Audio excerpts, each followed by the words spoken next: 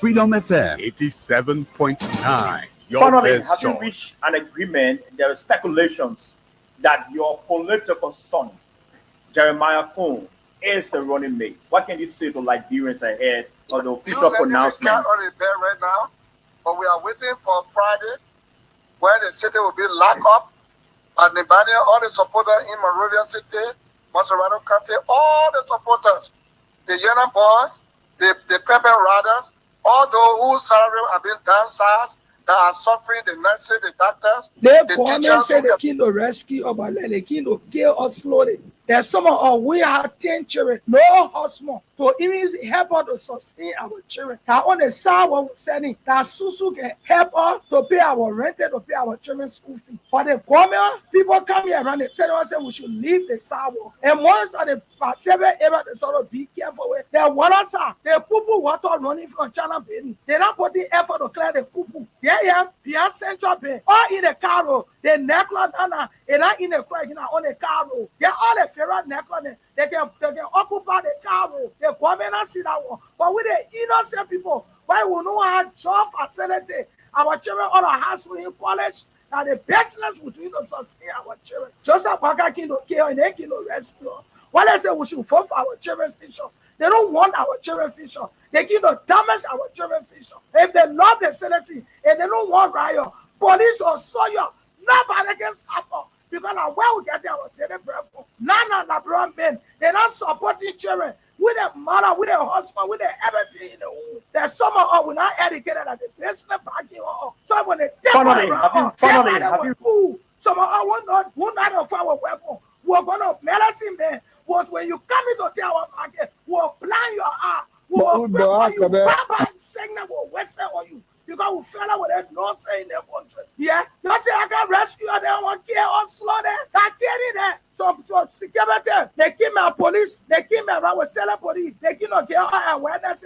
For now until the 7, they want to see you on the street. That's why you don't get nobody job facility. And that on the street, that people from the federal office they can come by our son. And what people making in it. Yeah? And that blessing will not belong in market. Now along the street, and that market or say woman in the general market. Say Liberia was phone all over the world, the great America, they sat on the street. Africa, they sat on the street. That they Liberia, what can improve that they want to suppress up on the street. I have been working for the past 6 years with your government, and we are caretaker. We are the one that's doing the cleaning up and things. Since Joseph Boaka for the past 6 years, since Joseph Boaka took over for the past 3 months, they be demanding us to come to work every day. For me, I pay $450 to where I live to come here and $450 to go back. Every day they will take listing for oil carry. But I was surprised yesterday, the minister called and she want to have a meeting with us. So we got there, Paulina came, and Paulina said there is no budget for us. She's not going to pay us, and she put it all down. Maybe when she get money the 15th or next month, she will pay us. But everybody that work on a job, we are government, she will put everybody down, and that's what she did. So we got angry, we went to the marshal in group, 730 persons. Paulina, she said, Joe, we have put her father down, but you were working. So anybody that work on a job, we are retained. That job we are put there, she will put them down. So therefore, she came and said she's not working with us again, and she didn't pay us. So I saw that we work in this government for the past 6 years, and then for the 3 months that Joseph Boaka got there, we've been working early in the morning. We can't early in the morning. We can't work. We have been working for the past 6 months. So they should get our pay so that we can go and sit down. And she left, so we should go and sit down and wait for the 15th. And I'm telling the Liberian government, I'm telling Boaka, Joseph Boaka, I said Joseph Boaka, and I always talking to the senator, representative that we elected you, we voted for you. We are single mother. We call you. We voted for you in the house. You're sitting there. Paulina play with us.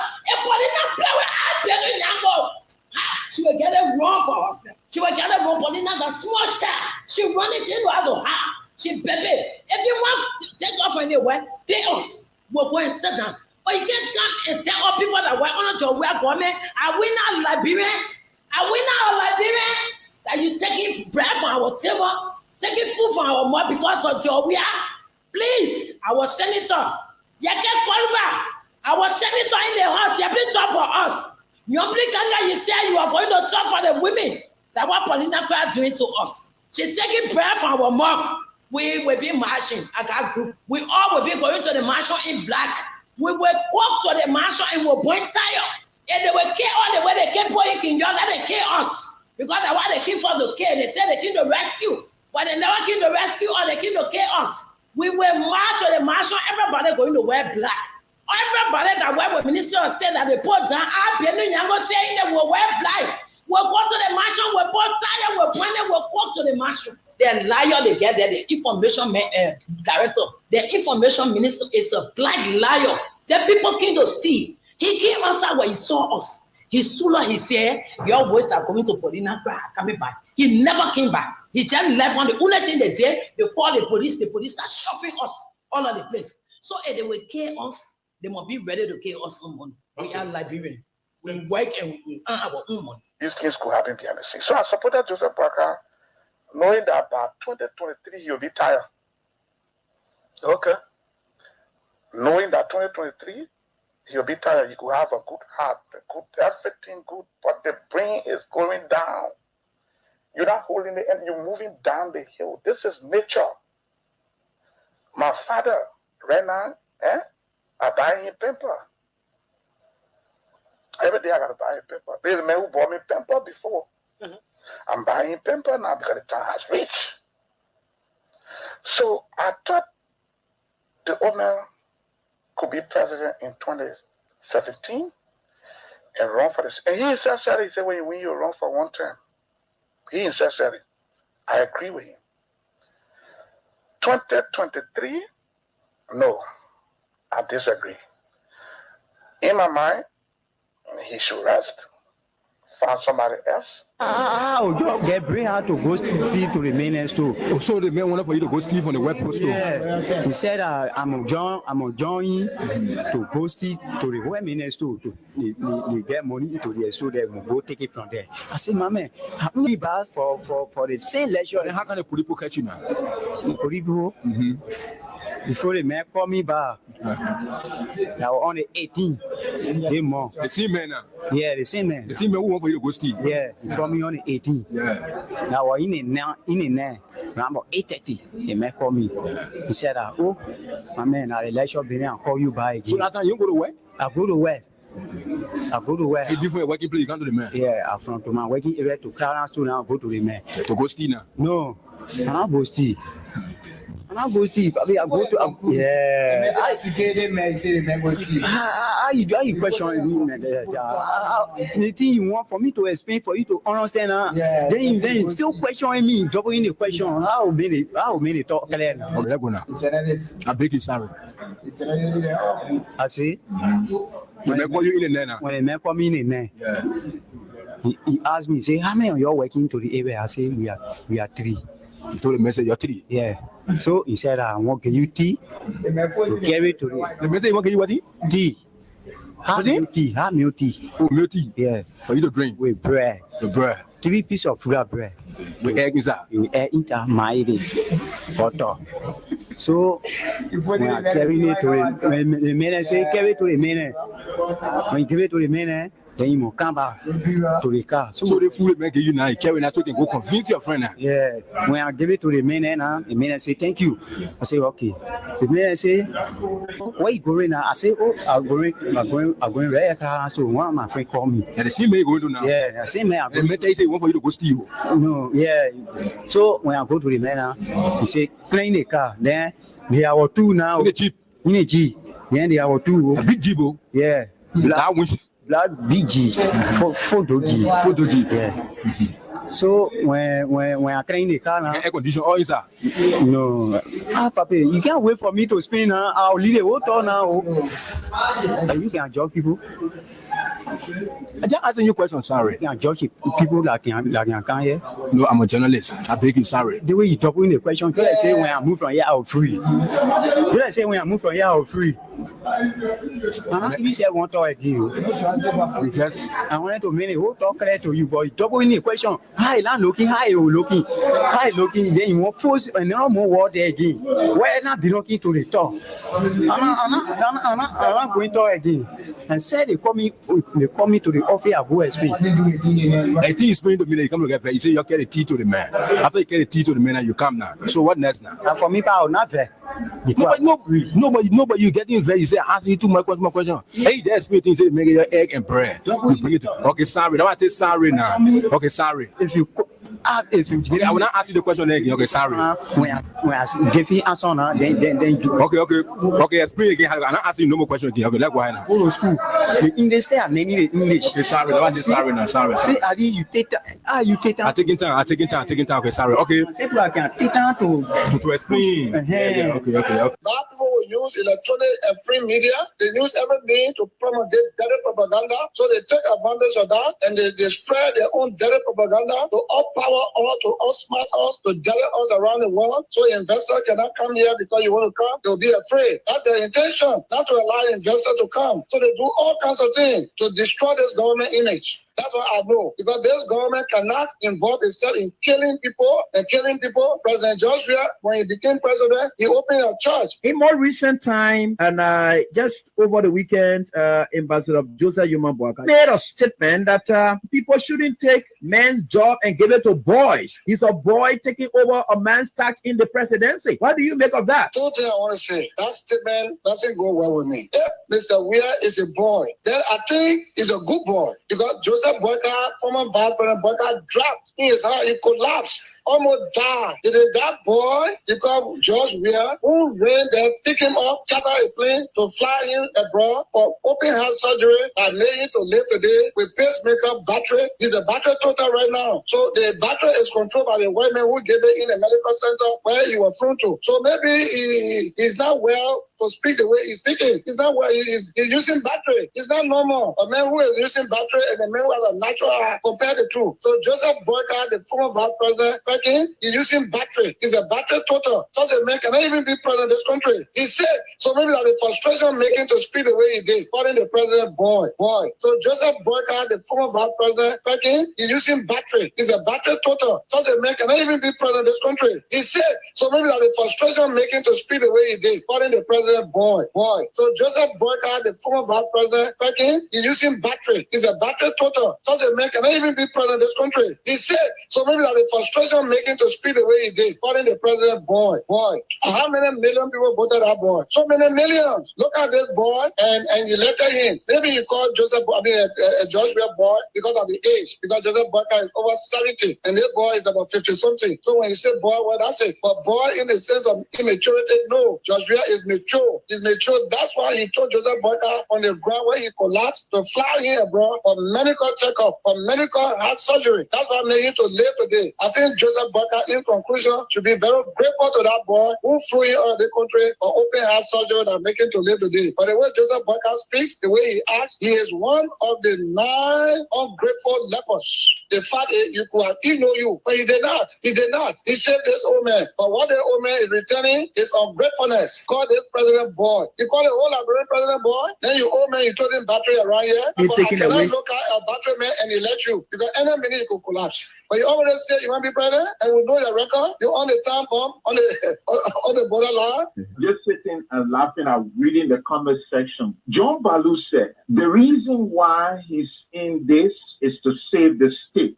Save Liberia. But Senator Balu was senator when in his county, 5 wonderful Liberians gruesomely murdered. Their bodies were mutilated. He didn't say anything. A colleague who was then a senator, whose name is enshrined in the TRC report, whose testimony you can find everywhere, that allegedly Carol is massacred on the Kavala River, became a senator from in jail. He came from jail. That case died in Maryland. Senator Balu was senator. Senator Balu was senator when Keith Juba was killed. Senator Balu was senator when the Fula man was beheaded in River G. Senator Balu was senator when the 17 young men were killed between Lower Magidi and Grand Bassa County. Senator Balu was senator when one of the people who funding all of his effort was giving Intergenet Hosmer money and squash car to lobby for him to move on traveling ban and access free. But today, he say he wants to save the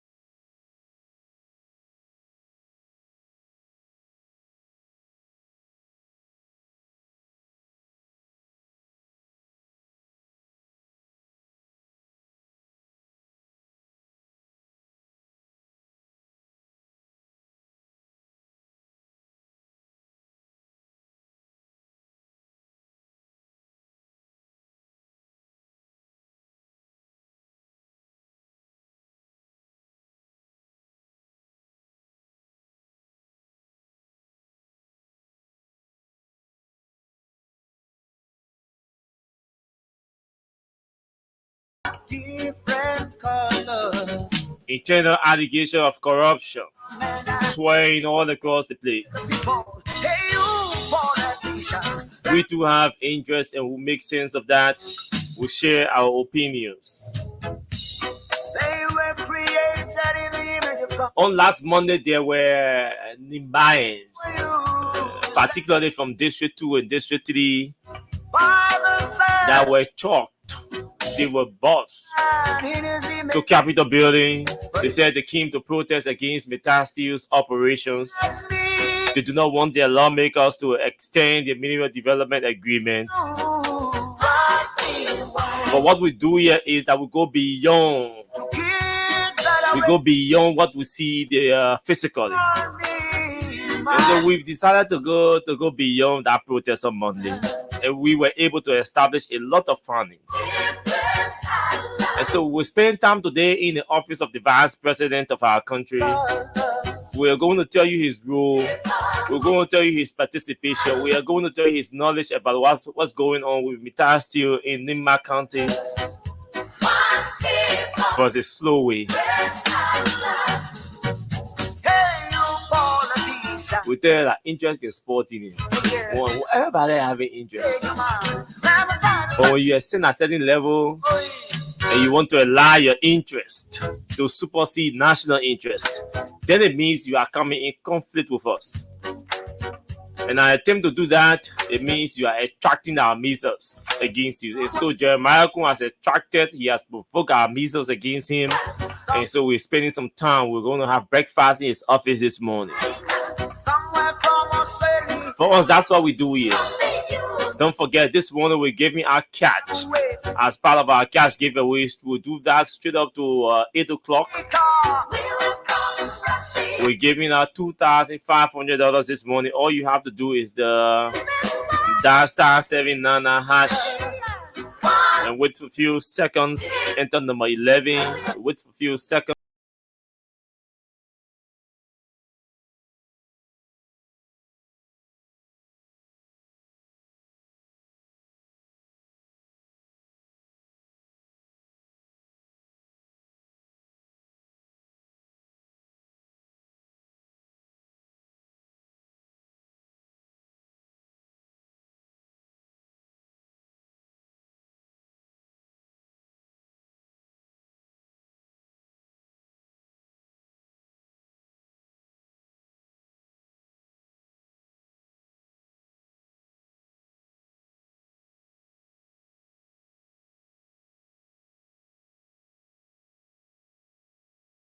This break, we'll come back. We take Abu Shiri this break.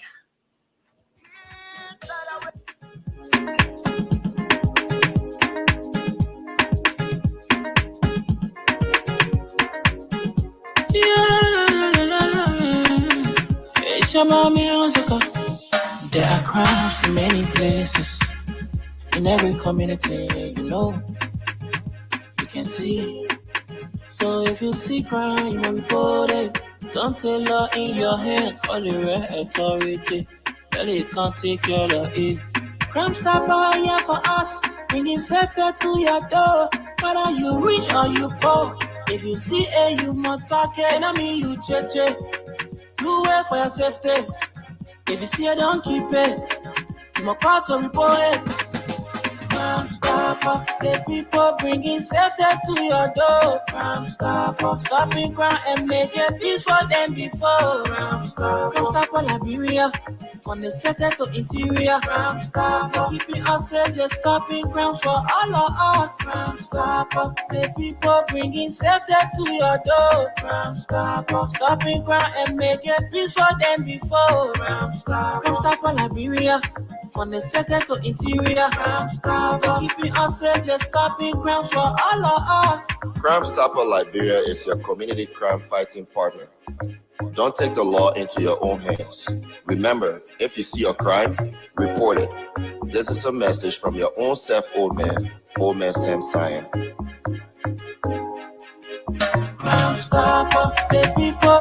Okay, a message from your own self, Old Man Sam Sion. Abu, good morning to you, my brother. Good morning, and I'd like to say a pleasant good morning to all of our followers, those of you in the diaspora, our friends, our followers, and even those of you who do not like the things we say, the way we say the things we say. It's good to have you join us this morning for breakfast on issues of critical national concerns. And it's good to be here as always, running over those issues happening and trending in our country. Yes, the president is still out of the country. For what? We will continue to dig to understand what are the dividends and what are the benefits for our country and people as our president spends put over 2 weeks, all right, out of the country, and we are counting the days, just as Liberians were counting the days when former President Weah traveled the other time. And so it's important that we count the days. And as we count the days, we also count the dividends and do comparative analysis and understand the value for money from different sides of it. But yes, we still continue with our appreciation of few very, respectable friends who celebrated with us. Sometimes you expect that these things are just momentary, they happen, they go, but based on the place we sit, the space we command in our society, outcomes a little differently. So we like to continue because when you start something, you have to continue it, particularly when people are so very deserving of it. And in furtherance of what we've also commenced, we like to continue by also saying a big thank you and appreciation to our good friend and brother, but Boni Incorporated, a big brother who just saw our flyer and just called upon and say, "Oh, my man, you getting married?" Because I really didn't reach out to a lot of people about this. I kept it all to myself and tried to do it because me and little burden people with my own business. So I like to try my best and do what I can. So he called and he reached out. So we'd like to say thank you as we have concluded the process now. We also like to say thank you to the Senator of Bapulu County, who also reached out, the boss of the LDEA, and of course the political leader of ACOP also reached out to us. It's important to give a man his flower when he's alive. We like to say thank you so kindly for him. He's a fatherly figure, somebody I respect so very kindly for the way he carried himself, the kind of service he provide for his people without any noise around it. He just carries himself very quietly. He's one Liberian that does very well in terms of reaching out to the needy and contributing to the country's economic growth and development quietly, not a noisy kind of character. Honorable Lusuni Kamara, he has been there, has a lot of establishment and employment all over the country. I say thank you. My family is very grateful for your reach out. And so our dear big brother Jura Sano, a former assistant minister, the sacrifice to have Joe from Monrovia all the way there to Kakata and be with us. We're very excited and appreciative of that also. Plus all the other friends. So we'll continue these as we have the time.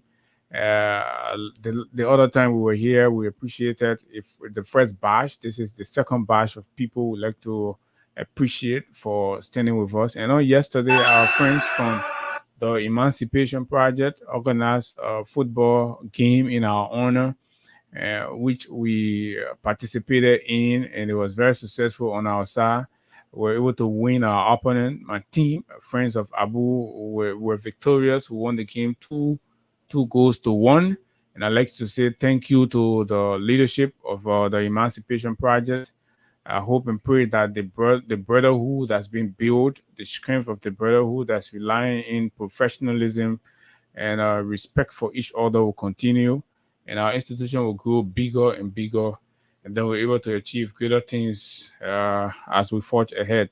So yes, with that said, like Austin said, there are a lot of things to talk about, too many things on the menu.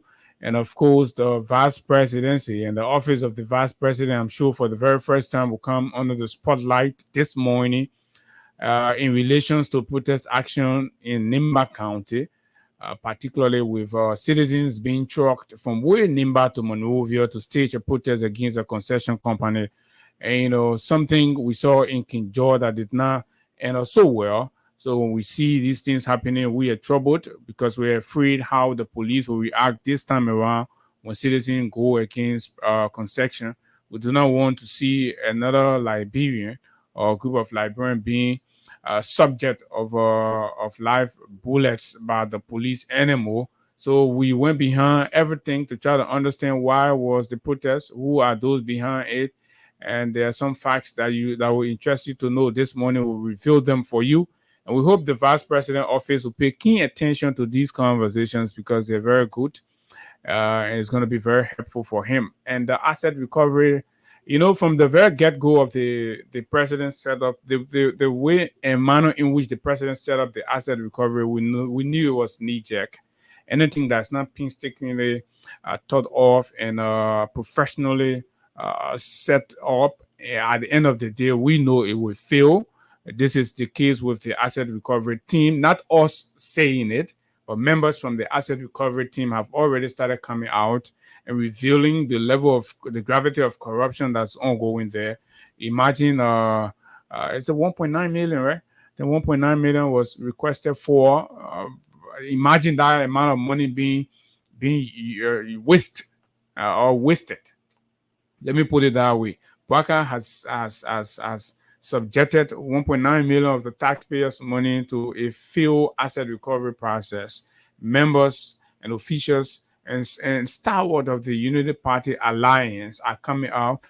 Emmanuel Gonkwe has resigned. We'll find time to get Emmanuel Gonkwe here to speak more about why he has resigned.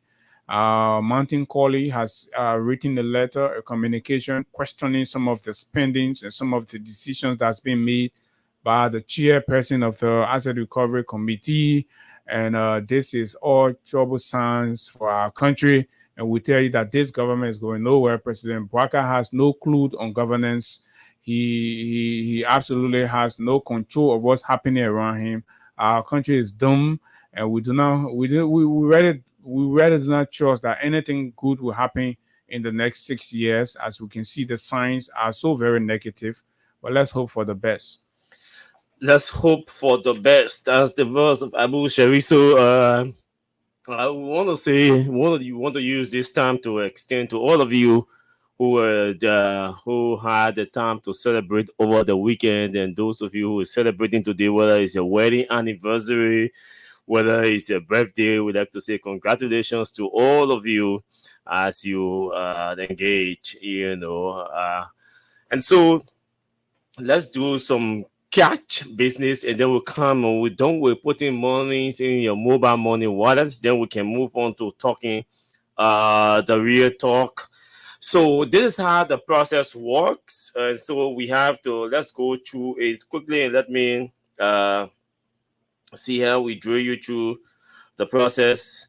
So it's very easy for you to play. It's not difficult. All you have to do is to take your phone along with me and dial *799#.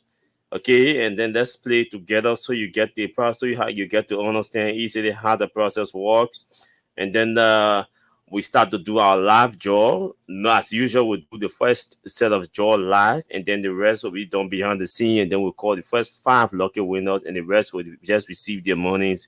And then we'll read out your last 3 numbers and say congratulations to all of you. So to save time, that's how we're going to do. That's how we're going to proceed from beginning today, moving forward. So the process is just very easy.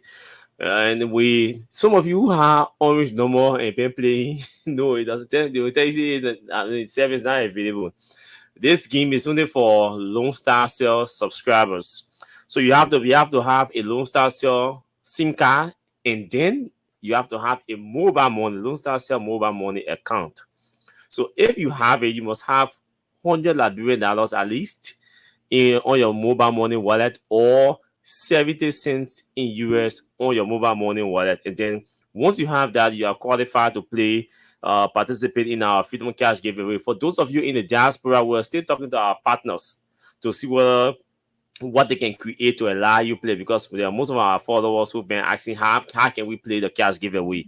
So we hope we can conclude of our partners today on that process, and if there is a means for you to allow you play, we're definitely going to announce the process for you as well.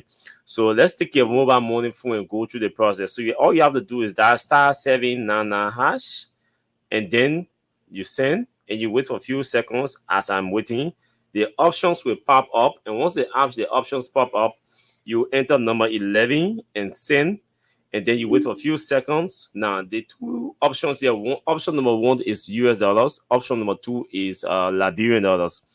So let's assume I want to play in LD, in US dollars. I will enter number 1 and send, and wait for a few seconds, enter my mobile money password and send, and wait, and then to see what I'm going to receive.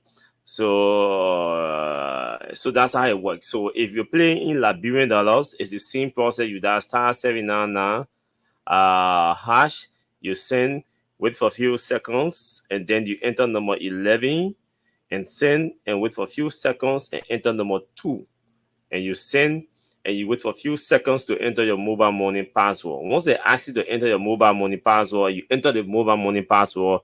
It means you have participated in our Freedom Cash giveaway, and you may just be waiting to be called or receive your alert telling you have won $2,500 this morning for playing our cash giveaway. Now, the advantage for those many of you are playing on many occasions. For some of you, I only play one time on the Freedom Money Rise. So when you hear people saying I play one time the money I want, it doesn't mean that person I only play one time. It means that person I've been playing on many occasions, but for Freedom Money Rise, they play once and then they won. So the advantage is that the more you play, the better your chances are to win or to walk away with our $2,500. Okay, so that's how the process works. So maybe we should go to the phone, to the dashboard, and see how you are performing, and then we can start to do our live draw. Yes, and see we'll do our live draw. So we can go to do the live draw, because I think this month we can only give out 30 winners for now. Let's see, based on how you perform, we might extend beyond 30 winners, but this morning we're prepared to give out 30 winners. That's about 2,500 each, to about 30%, at least. Let me say at least 30%, $2,500 each. So let's go to the dashboard and do the live draw and see how you all are performing. Yes, that's all you have to do. Just that *799#. That's all, and then follow the instruction. Once you follow the instruction, you will see how it plays. No, I will realize that many people play in Liberian dollars, so that's why we will normally use option number 2, for you. So we're going now to do the live draw for our first set of winners on the show this morning. So let's go ahead and do our first draw. We're drawing winner, and then $2,500. Okay, and then we wait for a few seconds. We refresh to see the winner to see the first winner. Okay, the first winner is already here this morning on the 0888 number. And so we will go to call this person as our first lucky winner. So as we doing the draws, the live draw, and then placing the calls to the different winners, you too can be playing to be like these winners on the show this morning by dialing *799#. So we have our first winner. Hello, good morning. No, you have to switch your monitor off. My name is Austin Kawa. I'm calling you from Freedom FM. Okay, but you play our cash giveaway this morning. Okay, how many times did you play? 3 times this morning. Congratulations, you have won $2,500 for playing our cash giveaway. Have you received your message? Okay, congratulations. So yes, that's how instant it is. She played 3 times this morning and she's won $2,500. So you can be like her. So let's go to do the second draw. The process is just very simple. All you have to do is dial *799#. You send, you wait for a few seconds, you enter 11, you will send and wait for a few seconds, enter number 2 to play in LD and send and wait for a few seconds and enter your mobile money password. Or you enter number 1 to play in USD and send and wait for a few seconds and enter your mobile money password. So let's go to do our second draw this morning. Draw winner, $2,500. Okay. So once that person wins, the money goes directly to their account before we even think about calling the person. So let's refresh to see the second winner this morning on the show. Okay, the second winner is here. So we go to speak with the second winner on the show this morning on this 080 number. Okay, yeah. So let's go ahead and talk to this person, this second winner on our cash giveaway this morning. So we're going to do that. That we said we're calling only the first five winners, and then the rest of the winners, we just send their money directly to their mobile money wallets or their mobile money accounts, and then we read their numbers out and congratulate them. Good morning to you. Hello. Good morning. My name is Austin Kawa. I'm calling you from Freedom FM. How many times you play our cash giveaway this morning? You play one time. What is the name? Okay, congratulations. You have won $2,500.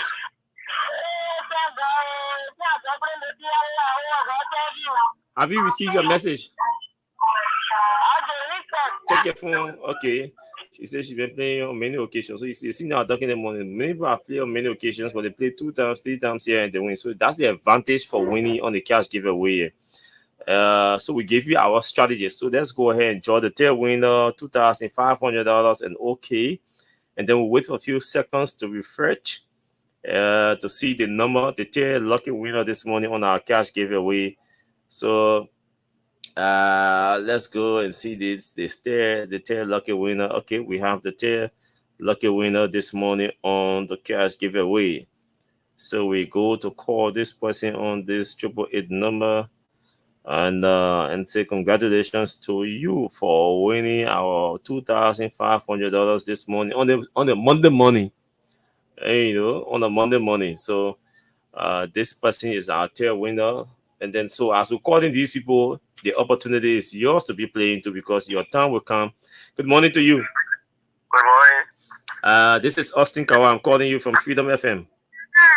Yeah, my name is George Wallow. George Wallow, how many times did you play our cash giveaway this morning?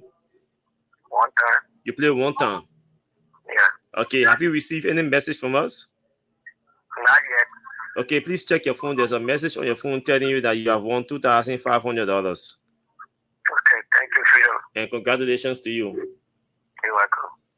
So all of you who are winning, you still qualify to play as many times. You can play as many times as you want to play. Okay, there's no restriction. So let's go and draw our fourth winner and do a draw for our fourth winner on the cash giveaway. So yes, very simple process. Star 799 hash.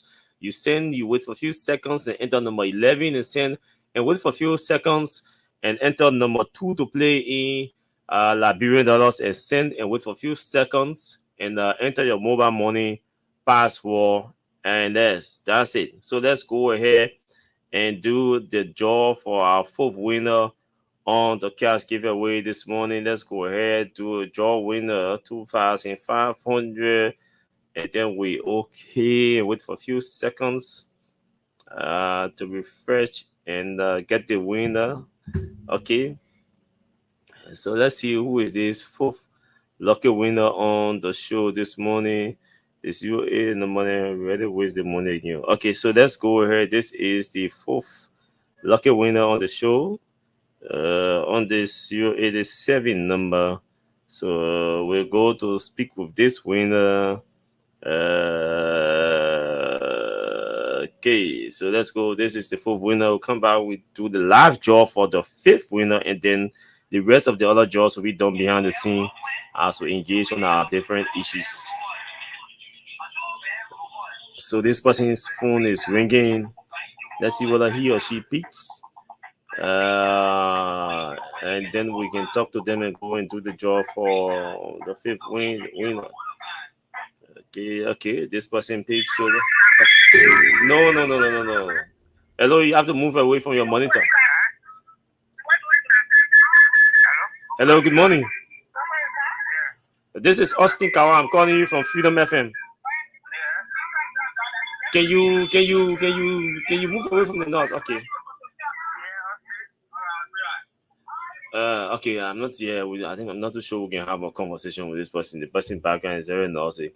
So I think we'll move into our conversation, and then probably will matter when we're transitioning. We'll come back into the second set of draw and all of that because or we can just because this full winners phone is very using the noisy background.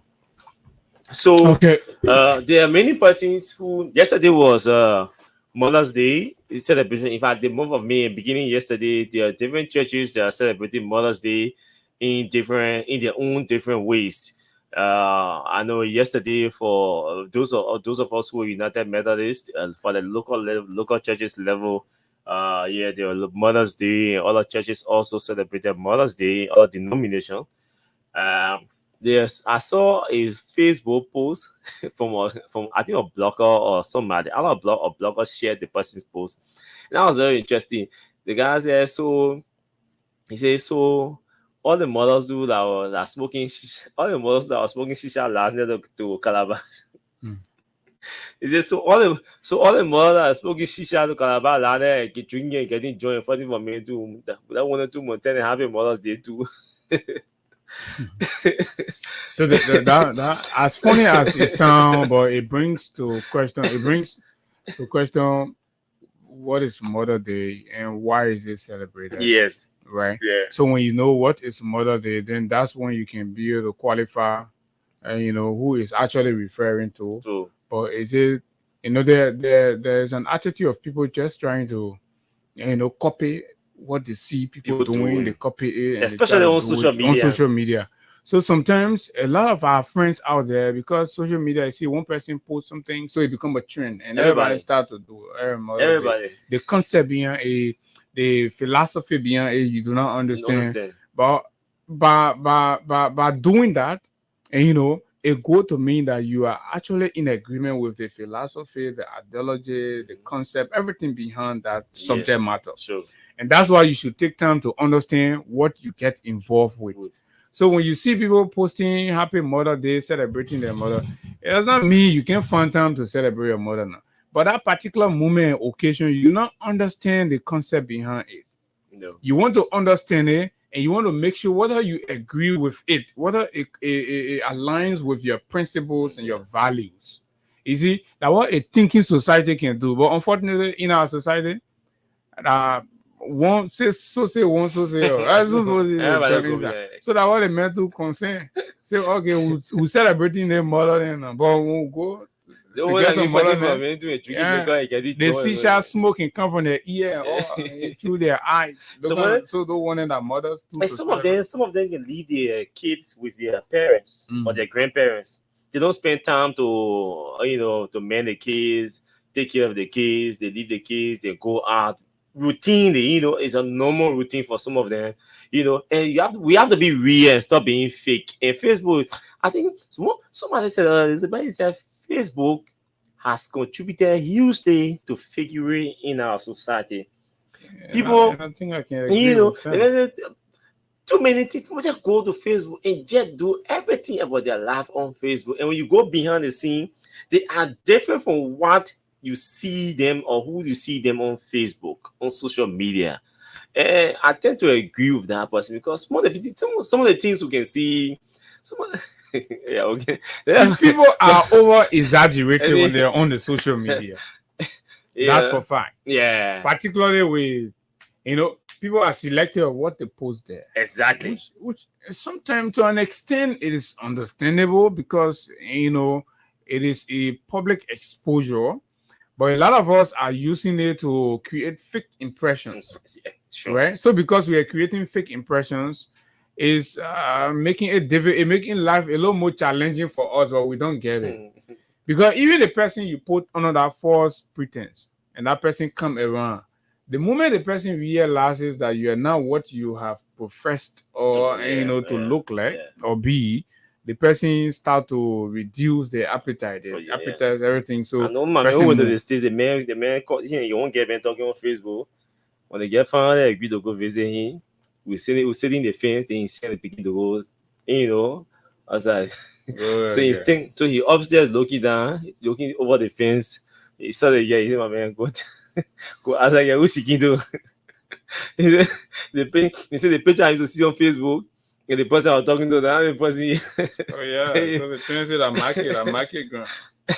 But anyway, folks, let's say happy Mother's Day, because it's the whole month that I'm moving for. So let's say happy Mother's Month to all my all-time country of Father's Day can in June. Y'all do the same to so.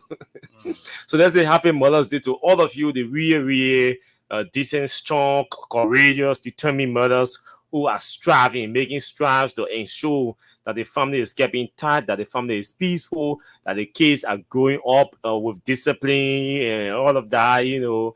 And that kind of mother that is supportive to the father, you know.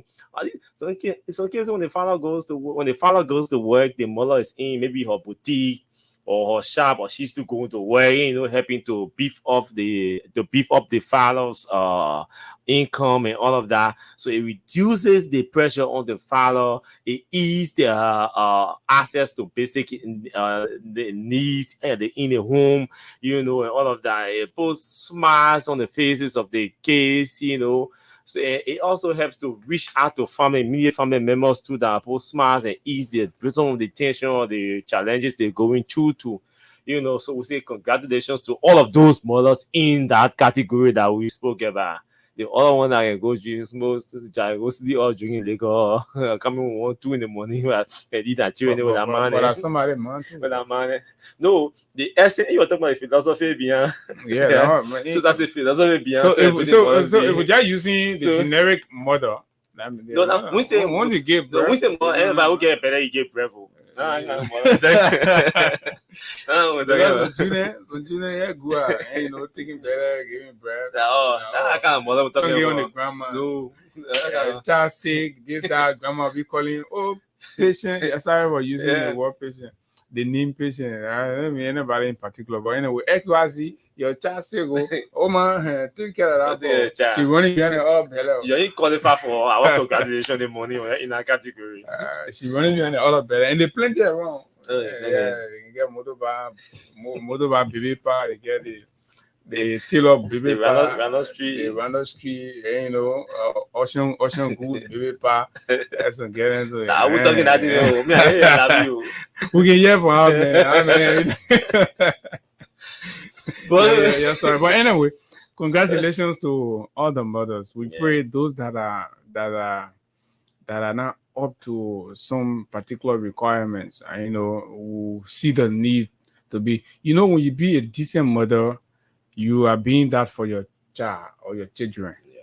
Because tomorrow you want to be that child that you're able to lift your head up. But when you grow up as a child in the community and the references of your parents are so denigrating, and you know, it kind of impact, and you know, your growth. Yeah. The kind of thing, your confidence is affected. Knowing that, for example, you go, then they're telling somebody in the community is telling you your father that's Zogo, and you know, it affects it breaks you down, so that child does not grow to achieving their full year's potential because they are psychologically affected. And you know, there's a bullying society, sure. And you know, stigmatization and all that. So we parents will have to always cultivate and understand that the life we live is a reflection, and it's going to determine what becomes of some other life. Yeah, your children. So you want to live responsibly. You want to be very responsible. There are some things you know you have the capacity to do. You want to take out your trouser, you hanky at the back of your buttock, right? But you say no, I can't because that would be a terrible reference for my children. And you know, so you want to dress neatly. You want to speak politely. You want to interact with people respectfully and all that. So tomorrow, when your children come in, somebody see them, they're excited. Oh, this is Brother John's son. Or even that child decide to shift from societal norms. If somebody will be there and say, Mama, why are you doing this? Yeah, your parents your father, your father and mother, you know, is a decent person, was a decent person. Why are you, you know? But man, but what you expect? The father and son, them both. yeah, man. Say that, for example, as soon as they call the child and say that, oh no, that one you leave it, that man's son. We can understand. Say you not tend to Zogo, but yeah, but what do the parents do? Yeah, she's not tend to go digger. But what do that one man do? Yeah, you understand. So that kind of thing not correct. You try to save your children too, so your children will feel proud. You know, they'll go. And when we're coming with small, we'll go on the football field, we'll play that. Then the voting can be folk each other, all the thing. So now, man, folk you, my man. I remember some of man, yeah. But anyway, so parents are responsible for their children.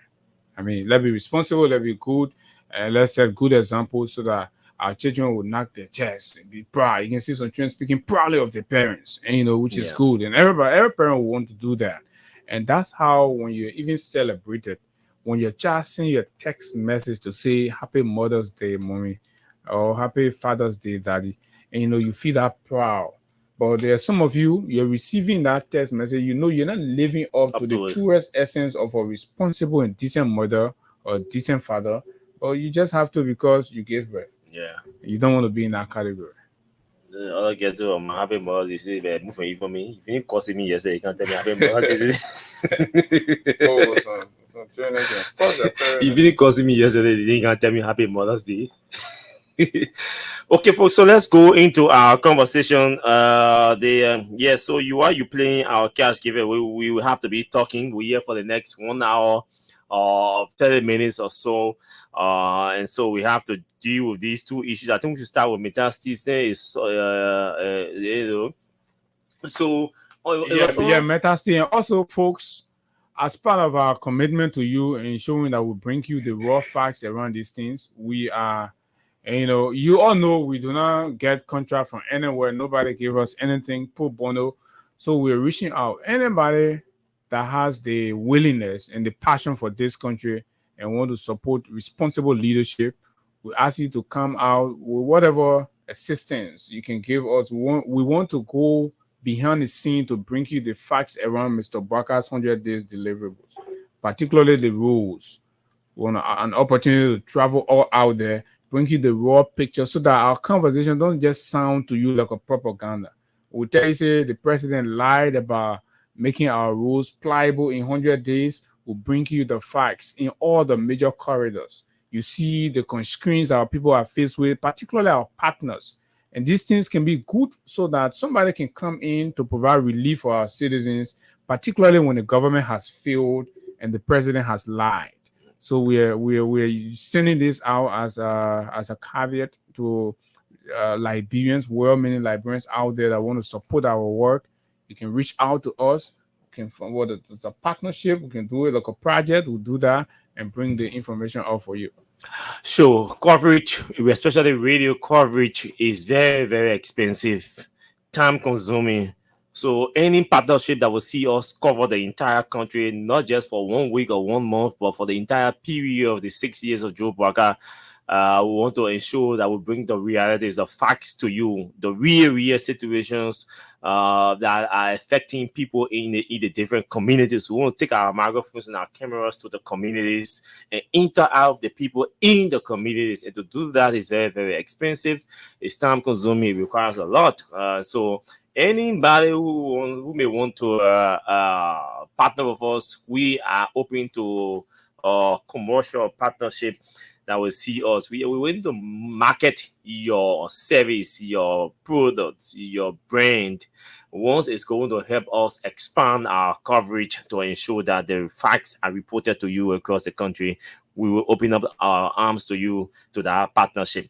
So it was on last Monday that a group of citizens from District 2 and District 3 were organized by Jeremiah Kuhn. And we're going to be clear about this. The last time we said to you that Jeremiah Kuhn is a satisfied, a notorious BM. And that was before he was even named as running mate to Joe Barker. When Jeremiah Kuhn became running mate to Joe Barker and he managed to have won the election in 2023, then his BM friends started to surface. And so There's a guy called Buema Morgan. Buema Morgan is a good friend to Jeremiah Kuhn. Buema Morgan is the owner of Solway. Solway is a company that was awarded concession agreement before in Nimba, and that portion that was awarded to Solway is part of Mittal Steel's concession area. But it was awarded to Solway. And so Buema Morgan is friend to Jeremiah Kuhn, our vice president. When Solway was awarded MDA, I think that was in 2010, 2011, between them. An investigation was conducted after Mittal complained to the government and threatened to even file a lawsuit against the government for awarding portion of their concession to Solway. Jeremiah Kuhn was in the legislature then, and Jeremiah Kuhn had been fronting for this company. So they managed their way through. When President Sedi launched an investigation and realized that the company, the portion that was awarded to Solway was a portion of Mittal Steel, they investigated those who were at the Ministry of Mines then. Jesler Murray, who is former Mines Minister, he was at the ministry then, and Roosevelt JJ. Roosevelt JJ was Minister of Mines. Some of you who do not know why those two were suspended, were dismissed from the ministry, that's because of this very company we're talking about. So President Sedi investigated and dismissed the two persons along with other people from the Ministry of Mines then, because they realized that they misled the government into awarding a mineral development agreement to Solway. Fast forward, when Mr. Weah became president in 2018, Jeremiah Kuhn was already, I think, Jeremiah Kuhn became co-chair on Ways and Means, co-chair on Ways and Means in that legislature, the 54th legislature. Jeremiah Kuhn, along with other people at the Ministry of Mines, Jesler Murray returned to the Ministry of Mines this time around as Minister of Mines. Correct. The moment they returned to the Ministry of Mines, they decided to reissue exploration license to the various companies that they were dismissed for. Their old friends. They went back to their old friends, knowing that the portion they awarded initially was legally in Mittal concession areas. When Mittal Steel again decided to complain to the government and threaten lawsuit, the situation was investigated again and it reached the desk of the president. On the first occasion, they managed to convince the government, the CC government, that portion of Mittal agreement was being wrongly claimed. And so the exploration license was granted to the very Buema Morgan Solway. When Mr. Weah decided to go follow with his investigation, he realized that, hey, this portion we're talking about that is being awarded to Solway is in Mittal's agreement. So they decided to revoke the license, the exploration license awarded to Solway. So that license was revoked by Mittal, and then Mittal decided to enter a conversation that will see them settle Buema for all the money he spent on doing exploration. That one is not topic for another day, which we're not interested in our whole settlement thing. Fast forward to where we are now. When Jeremiah Kuhn became vice president, he decided to go again to him, my man, Randolph, we are back. Hey, those of you who are coming to America, he said we're back into power. At this time around, we are at the top, so we can enter negotiation. Kuhn had already, the first visit Kuhn made out of this country was to have a conversation with Ibrahim Mahama, the small brother of John Mahama, former Ghanaian president. You know, the private jet that Jeremiah Kuhn was flying around, that jet belongs to Ibrahim Mahama. Ibrahim Mahama also has criminal record, business records, business dealings in Ghana. Y'all go and research about him. You see all the criminal records, all the allegations, everything about his shady dealings in Ghana and other places. You will see them. So Kun have been traveling between Ghana and back and forth with Mahama, because Ibrahim Mahama has already expressed interest in acquiring Slowway from Bremer Morgan. And that is through the negotiation of the vice president, our vice president. Mahama has agreed to acquire Slowway from Bremer Morgan. To do that, you need to secure the concession area that was earlier awarded license to the Explore. Jeremiah Kun has assured Ibrahim Mahama on the record that he will do everything to ensure that Metasti's operation in that area is on their operations are on normal, to ensure that that portion is not awarded to them, that they get awarded to Slowway. How does he do that? There's a girl called Grace. That is a lady, and not gay, it's a lady. There's a lady called Grace Barry. Grace Barry is the lead mobilizer for Jeremiah Kun, or was the lead mobilizer for Jeremiah Kun all the time he had contested election, and a close ally to Jeremiah Kun. The Grace Barry that you see leading the protest in Nimba on Metal Steel concession area, that's her name, Grace Barry. Grace Barry, along with Alvin Todio, are two mobilizers for Jeremiah Kun. If you go to Nimba and ask about Alvin Todio and Grace Barry, everybody in Nimba County will tell you that Jeremiah Kun picking down there, that Jeremiah Kun friend down there. Everybody will tell you.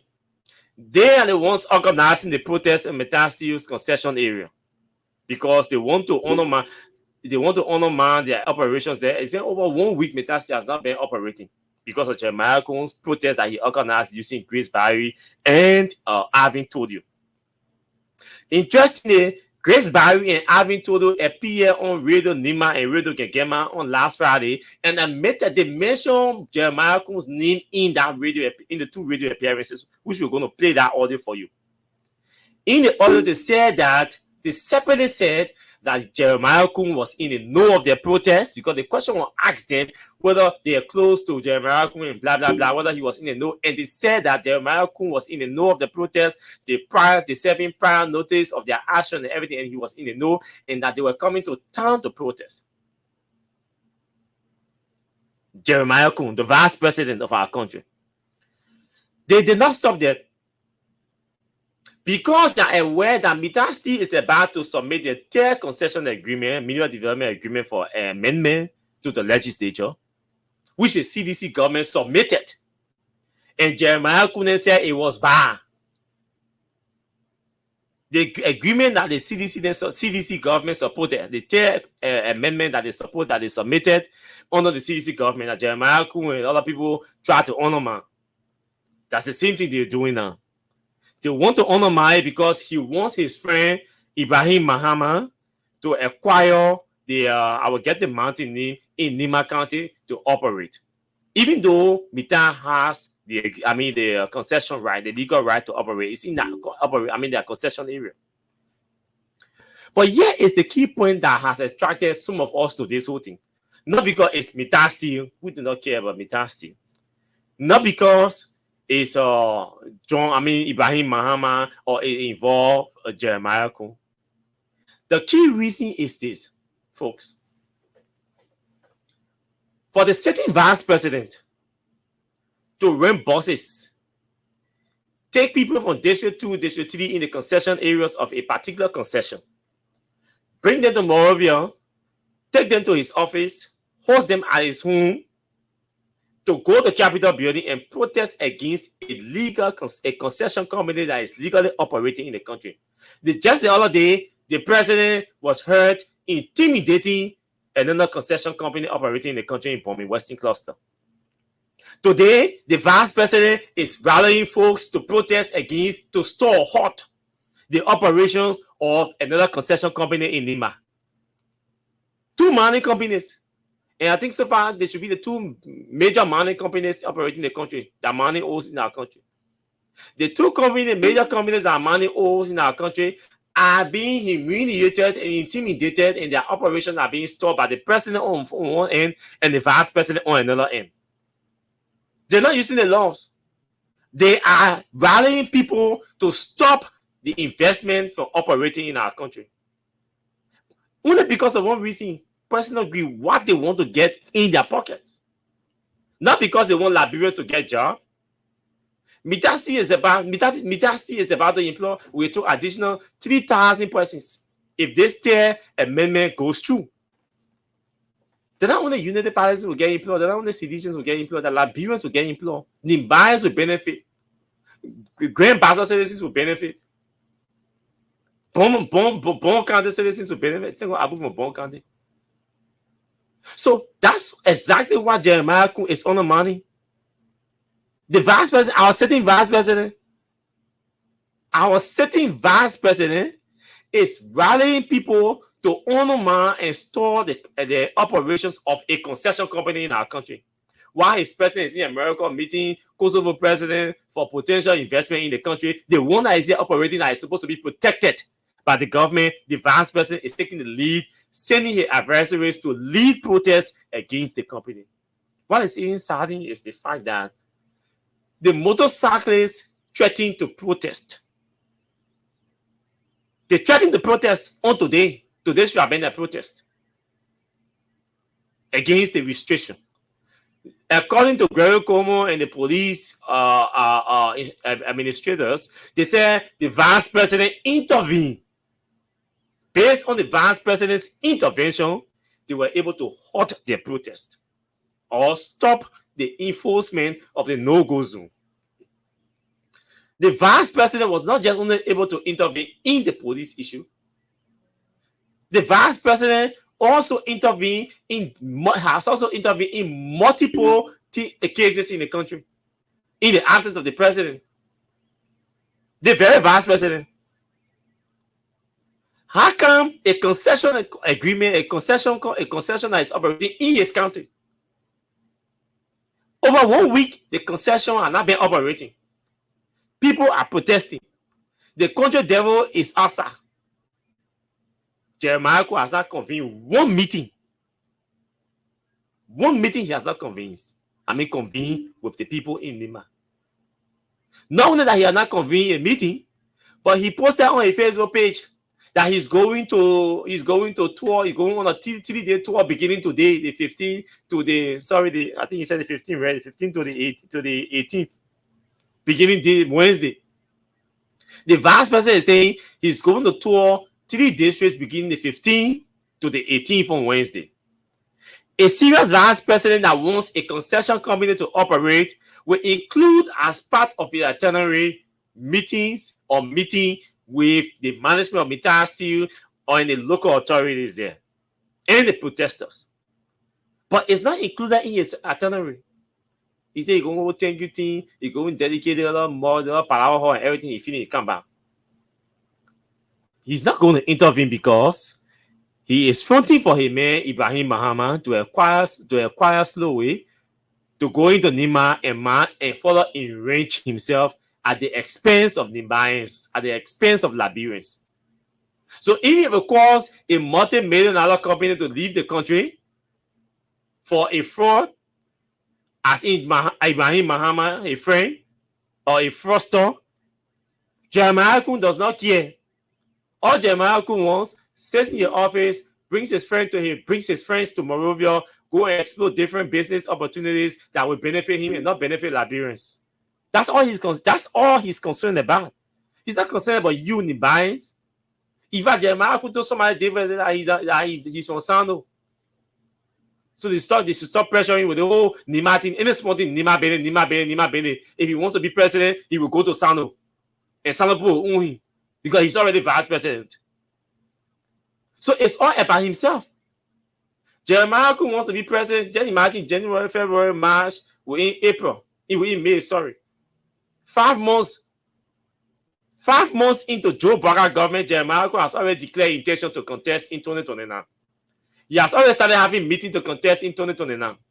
So he has started pursuing his personal interest anything that will protect or support his bid for the presidency in 2029, even if it goes against the survival, the economic survival or economic stability of the Brockers administration, Jeremiah doesn't care anymore. He's building his team. He's building himself, his political film for 2029. This is the vice president we have.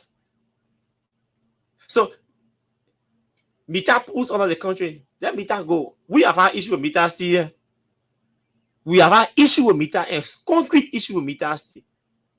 But the way, and we maintain that the way to address issues or defaults with concession companies operating in the country is not to about stalling their operations or intimidating them. I read an article last night that the Minister of Public Works has lifted temporarily the ban on, or how you call them, Western Cluster operation.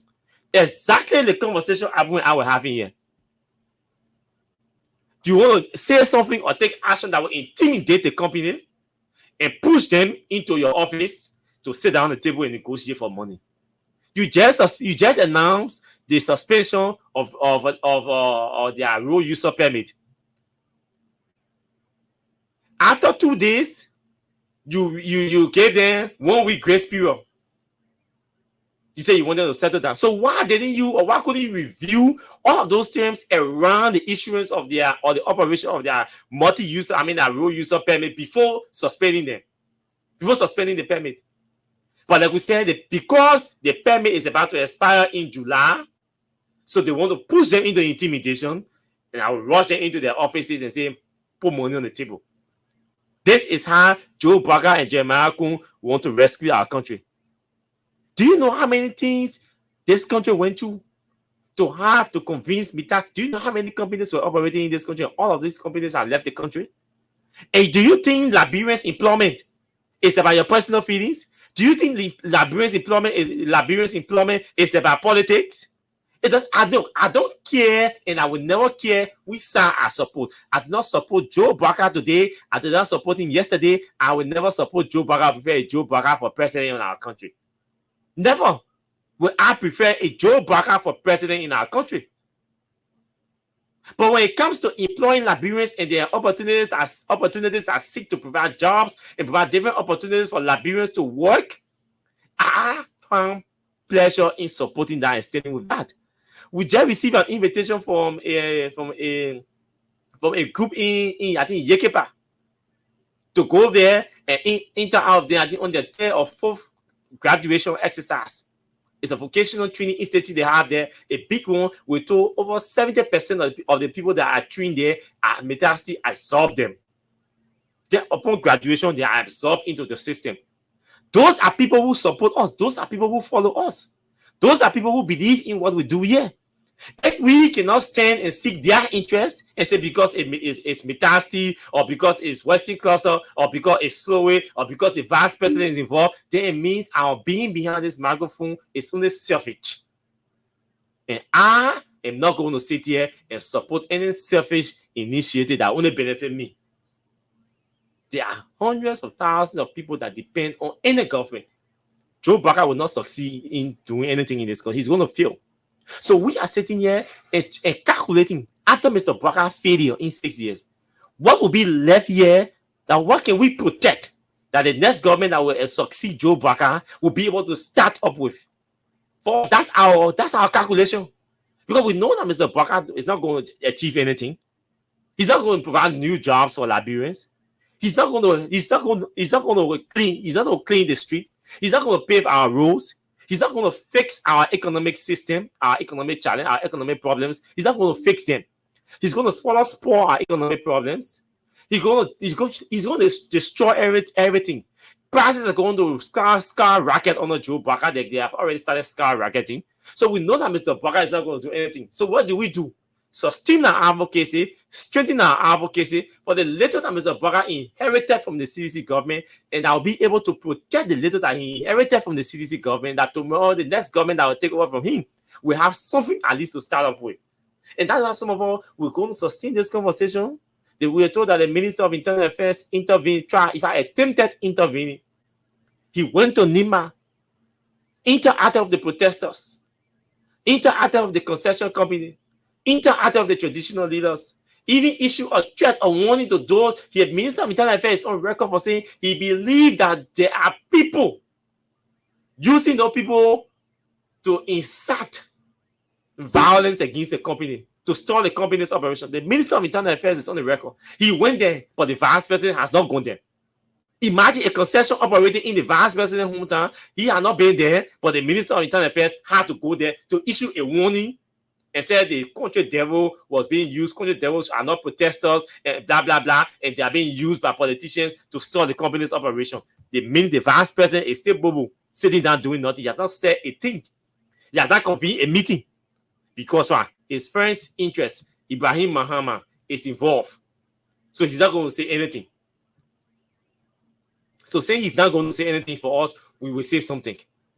And this is the beginning of this entire thing with Metasti and Slowway and Jeremiah. For us, we're not concerned. I'm not concerned about Metasti or Slowway. I'm concerned about Jeremiah involvement. He's not so the vice president is not going to getting involved with these things, organizing protests to concession companies. He's not supposed to be doing that. In an insecure country, they don't say happy in Syria time. You're not vice president again. But you're feeling dismissing you. You go.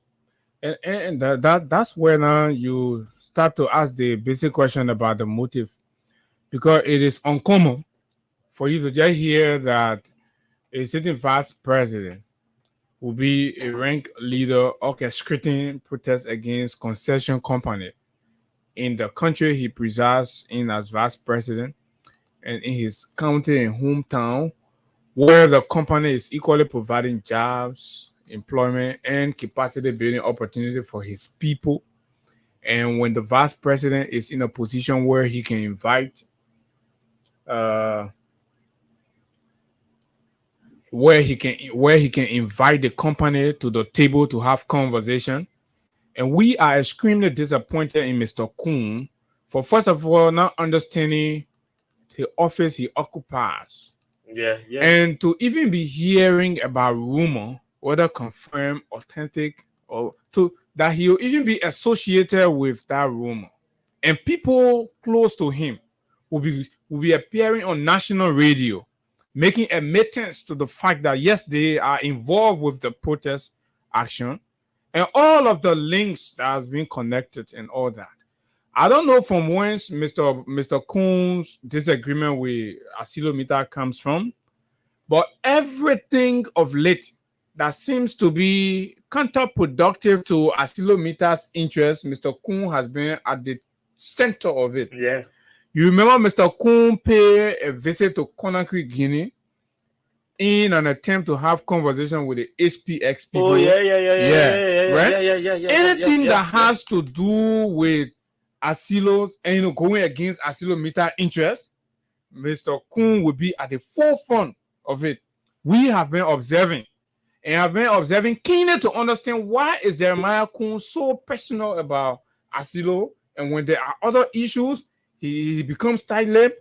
But when it has to do with Asilo, he'll go all out, and he went to Conakry and held meetings with HPX people, because HPX and Asilometer are at loggerhead on the usage of the rail. Yeah, right. So he's taking a clear side with HPX at the behest of Asilometer. Now,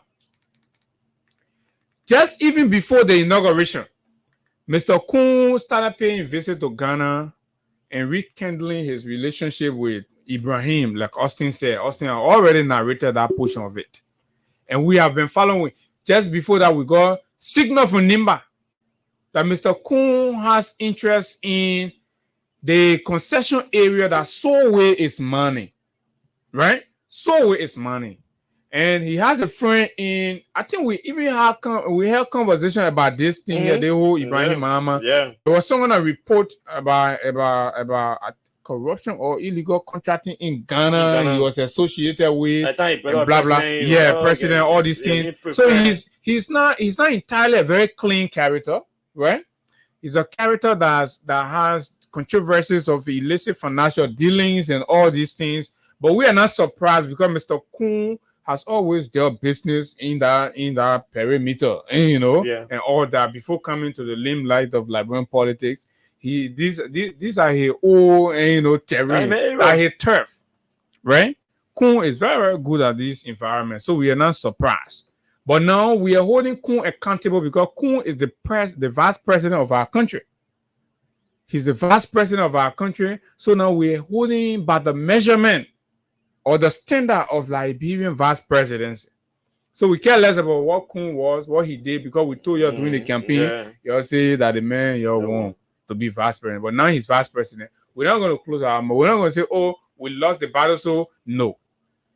What is happening in Nimba County is unacceptable, and the way the Internal Affairs Minister approached the issue, I have some little problem with that. However, but it appears as though, right, the entire government is divided on the situation. Yeah, Boakai and his team may indirectly be in support of Asilometer because granting Sowe in its collaboration with Ibrahim Mahama, a leverage in that area, right, will augment Kun's capacity for 2029. Yes.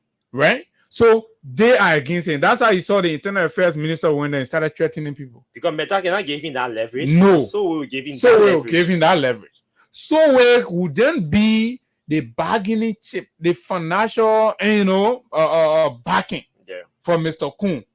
The man is a mining giant or campaign in Ghana. He has been involved with mining, the mining sector, a lot of dubious things associated with that also, but he is liquid. So when it comes to Nigeria or to Liberia, his relationship with Kun becomes very strong, and he sees Kun as the man for him for him in Liberia. So the moment Kun puts his hand up in 2029, this man is prepared to give Kun all of the support, with the understanding that when Kun becomes president, then he has control over the Liberian mining industry. So you see, folks, this is how much the people have elected to treat the interests of all of us in this country. Mr. Kun is not interested in the conversation as to comparatively analyzing and understanding what is Meta bringing on the table versus what is Sowe bringing on the table, right? And how we can be able to amicably disaggregate in whether the two companies will operate. I do not support monopoly. And that's why we were very strong and vehement on Asilometer at some point. And this conversation is no way in support of Asilometer because we have disagreements. What the two lawmakers say from here? Okay, so this one, from where? Yeah. Newly promised not to leave Nimba until the matter is resolved, with one conclusion reached between the company and the people. Representative Nyan Flomo and Nyenkan Gay of District 2 and 3 attended the meeting held in Gbaliyi town, about 45 minutes drive from Yekepa. They expressed shock and disappointment that their constituents did not consult them before traveling to Monrovia to stage a protest against Asilometer, but instead were informed about the situation by Vice President Jeremiah Kun. What does that say? So, and you see, but let me just go back a little bit. And our reporter, Gerald Morris, can bear me witness.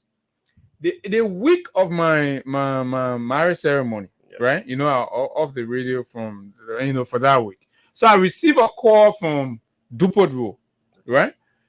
And this informer called me to say that, on that Wednesday morning, I stand to be corrected, right? On that Wednesday morning, that they were seeing buses of strange people from Nimba, and they are claiming that they have come to protest against Asilometer. Wednesday morning, because they left Nimba, they left Wednesday morning. The person called me early in the morning, around 10. I think you're on the radio. Yeah. So I called Gerald, our reporter, because he lives around there.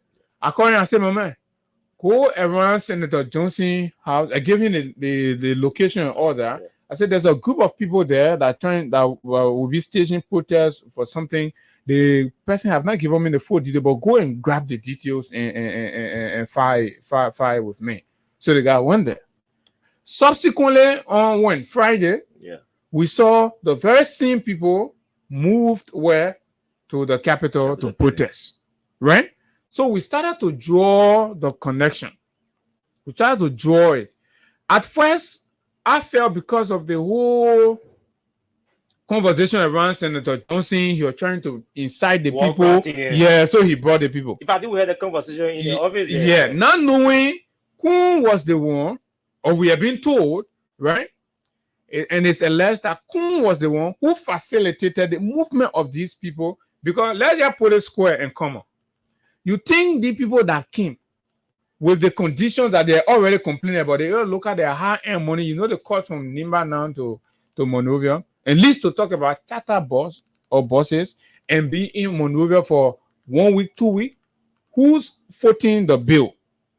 So we are not just making up things here, and this is why the Vice President office must responsibly, address this matter and ensure that the right things are done, because the Vice President has the authority right now and the privilege to summon Asilo's leadership to whatever meeting, yes, to settle whatever dispute and have an amicable resolution in the interest of the people of Nimba and Liberia at large.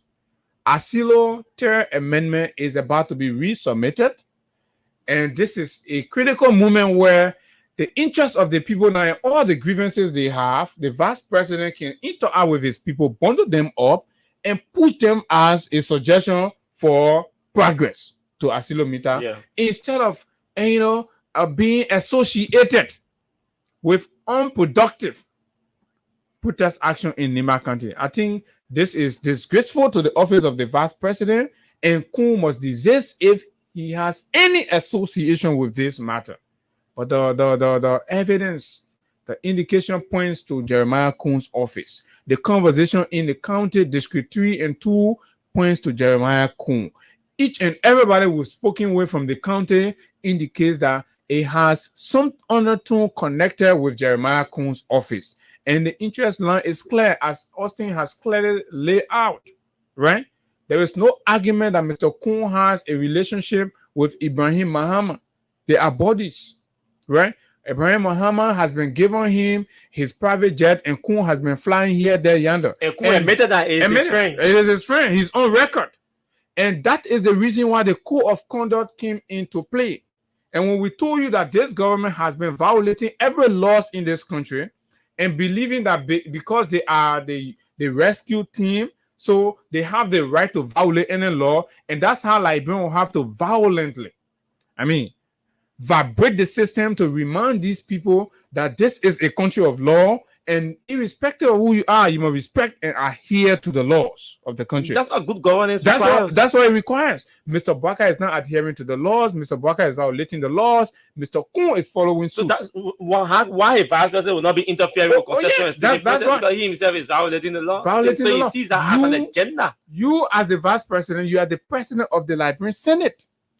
You can, use that or leverage that authority to bring Asilo to the table on any conversation of your concern or your interest. And they will listen, and they will be obligated to follow, because this is but you can reduce the vice president office. And that would be carrying smart people in public office. You can reduce the authority of the vice.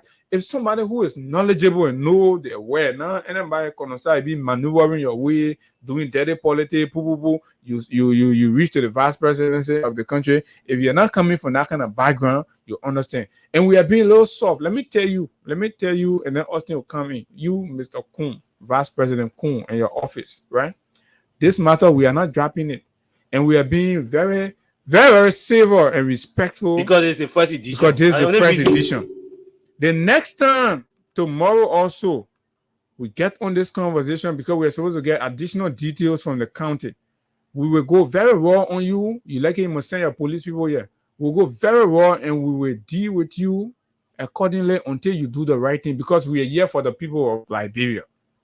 We will not sit here, you disrupt the activities in Nimba while the president is disrupting the activities in Bomi without any justifiable reason and no alternative. If you can resolve the motorcyclist matter, I don't even want to agree you resolve the motorcyclist. Protesting, but if you can just put your more in the motorcycle, you go in the AFL wife. Aqua Lab, you were right? protesting the Aqua Aqua Lab. Lab, you went there. intervene. Then hire your own content, country. your own people, right? You still saying that in Monrovia yet. You've not even made a phone call because the cost they're pushing benefits your interest. This is selfish leadership, and we'll not sit here to tolerate that nonsense.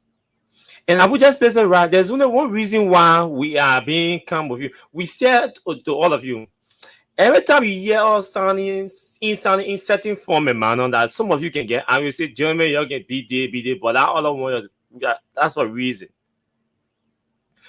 Any leader who does not respect the law, you do not earn respect from us. And we're very clear about that. If you decide to disrespect the law and you want us to respect you, we will not respect you. We find issue with concession companies, including Mita. Did you see us calling on citizens to rally, to move on, protest, set roadblock against Mita? No, because Mita has a legitimate contract, a legitimate MDA with the government of Liberia. Yeah. So the way to engage in if there are issues, good for you is that you were in the legislature before, now you are representative, you are senator, now you are vice president. Mita is sending hotel MDA to you. It is coming to you. Your signature will be on that document. Use it to address the concern. So you have a perfect opportunity, a perfect space to use that and address the concerns that your citizens have with Mita. Not to go and store their operations. No, you can do that. That's irresponsible. You can do that. And will not sit there and lie to do it without us talking. That will not do it. Listen to what we shall conclude on this thing, and then we transition to that asset recovery thing. Listen to what these lawmakers saying. This is an indictment and a disrespect to the two lawmakers. Everybody in the country is aware that if there are issues with concession agreements, performance, and all of that, the citizens first go to their direct representatives. In this case, I mean, in a normal case. In this case, the lawmaker for District 2 and District 3 that directly host the concession agreement, the concession company. The citizens are angry. They got issues. They didn't go to the representative. They get involved without the knowledge of the lawmakers. They came directly to Dupo Road to Jeremiah Kun and Prince Joseph Holmes. And on Friday, they were at Capitol Building protesting. Does that sound reasonable to you that residents of the district of two districts will live on Nimba without the knowledge of the two lawmakers, come to Monrovia straight to Dupo Road, rested, slept, got food, transportation, everything, ate, and got transported to Capitol Building on the accounts of Jeremiah Kun and protested at Capitol Building at the shock of the lawmakers. This is what the two lawmakers said.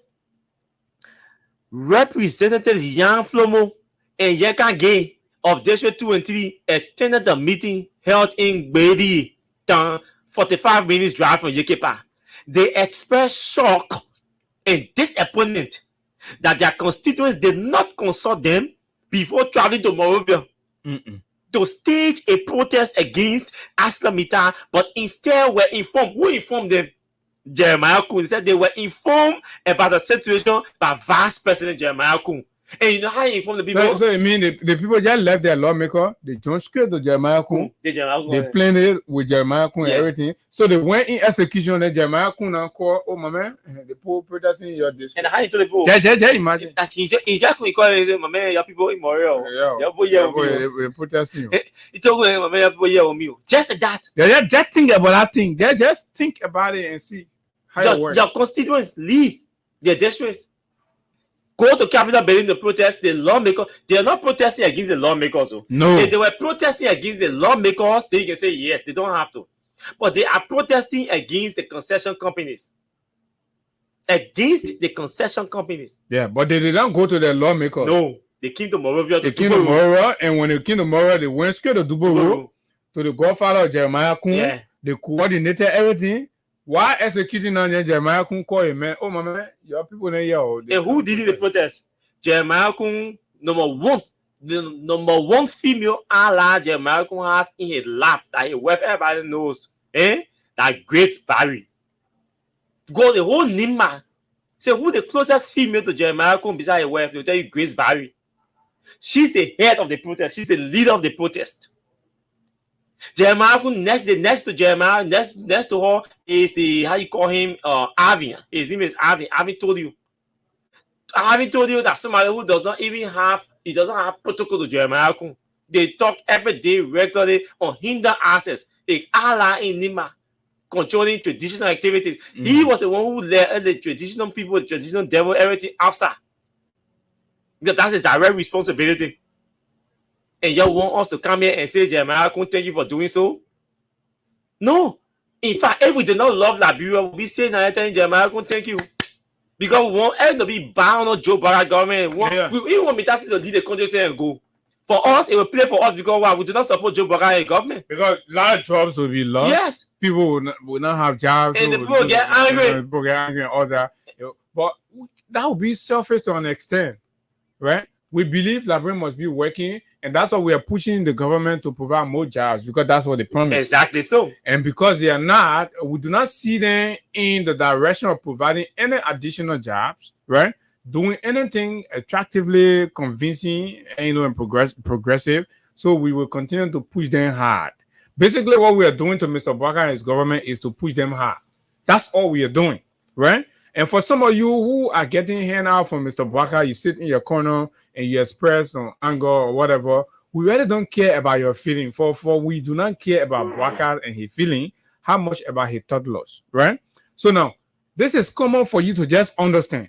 And Jeremiah Kun, we're not even going to quote with this one. Just can sit and right before Oya will ask you a few questions, you will entrap yourself. Mr. Kun, how come these people did not interact with their lawmakers and they had that direct connection to your office? And how come these people having the issue in their district, right? The lawmaker has no clue that there's a burden because these things are just not, instantaneous. The boys over period. Gradually, the concerns will be coming out. The people will be reaching out. When people won't have, these kinds of things, they will be reaching out to the community leaders, the district leaders. That's how we know these things. Like the King George situation will follow, right? It can't just wake up one morning, people will just see people in bus, they're coming tomorrow. That is organized.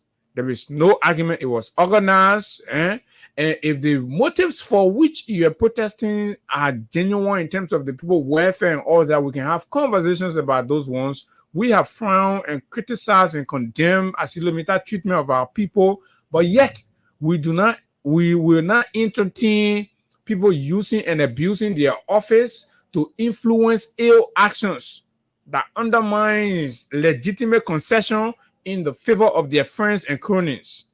First of all, you violated the code of conduct to be receiving gifts and things from Ibrahim Muhammad, and you're there, you're bragging that he's your friend and all that. These things are done in exchange, and they cannot be done in exchange for our natural resources. No. And of course, at the disadvantage of the local people in the country at large.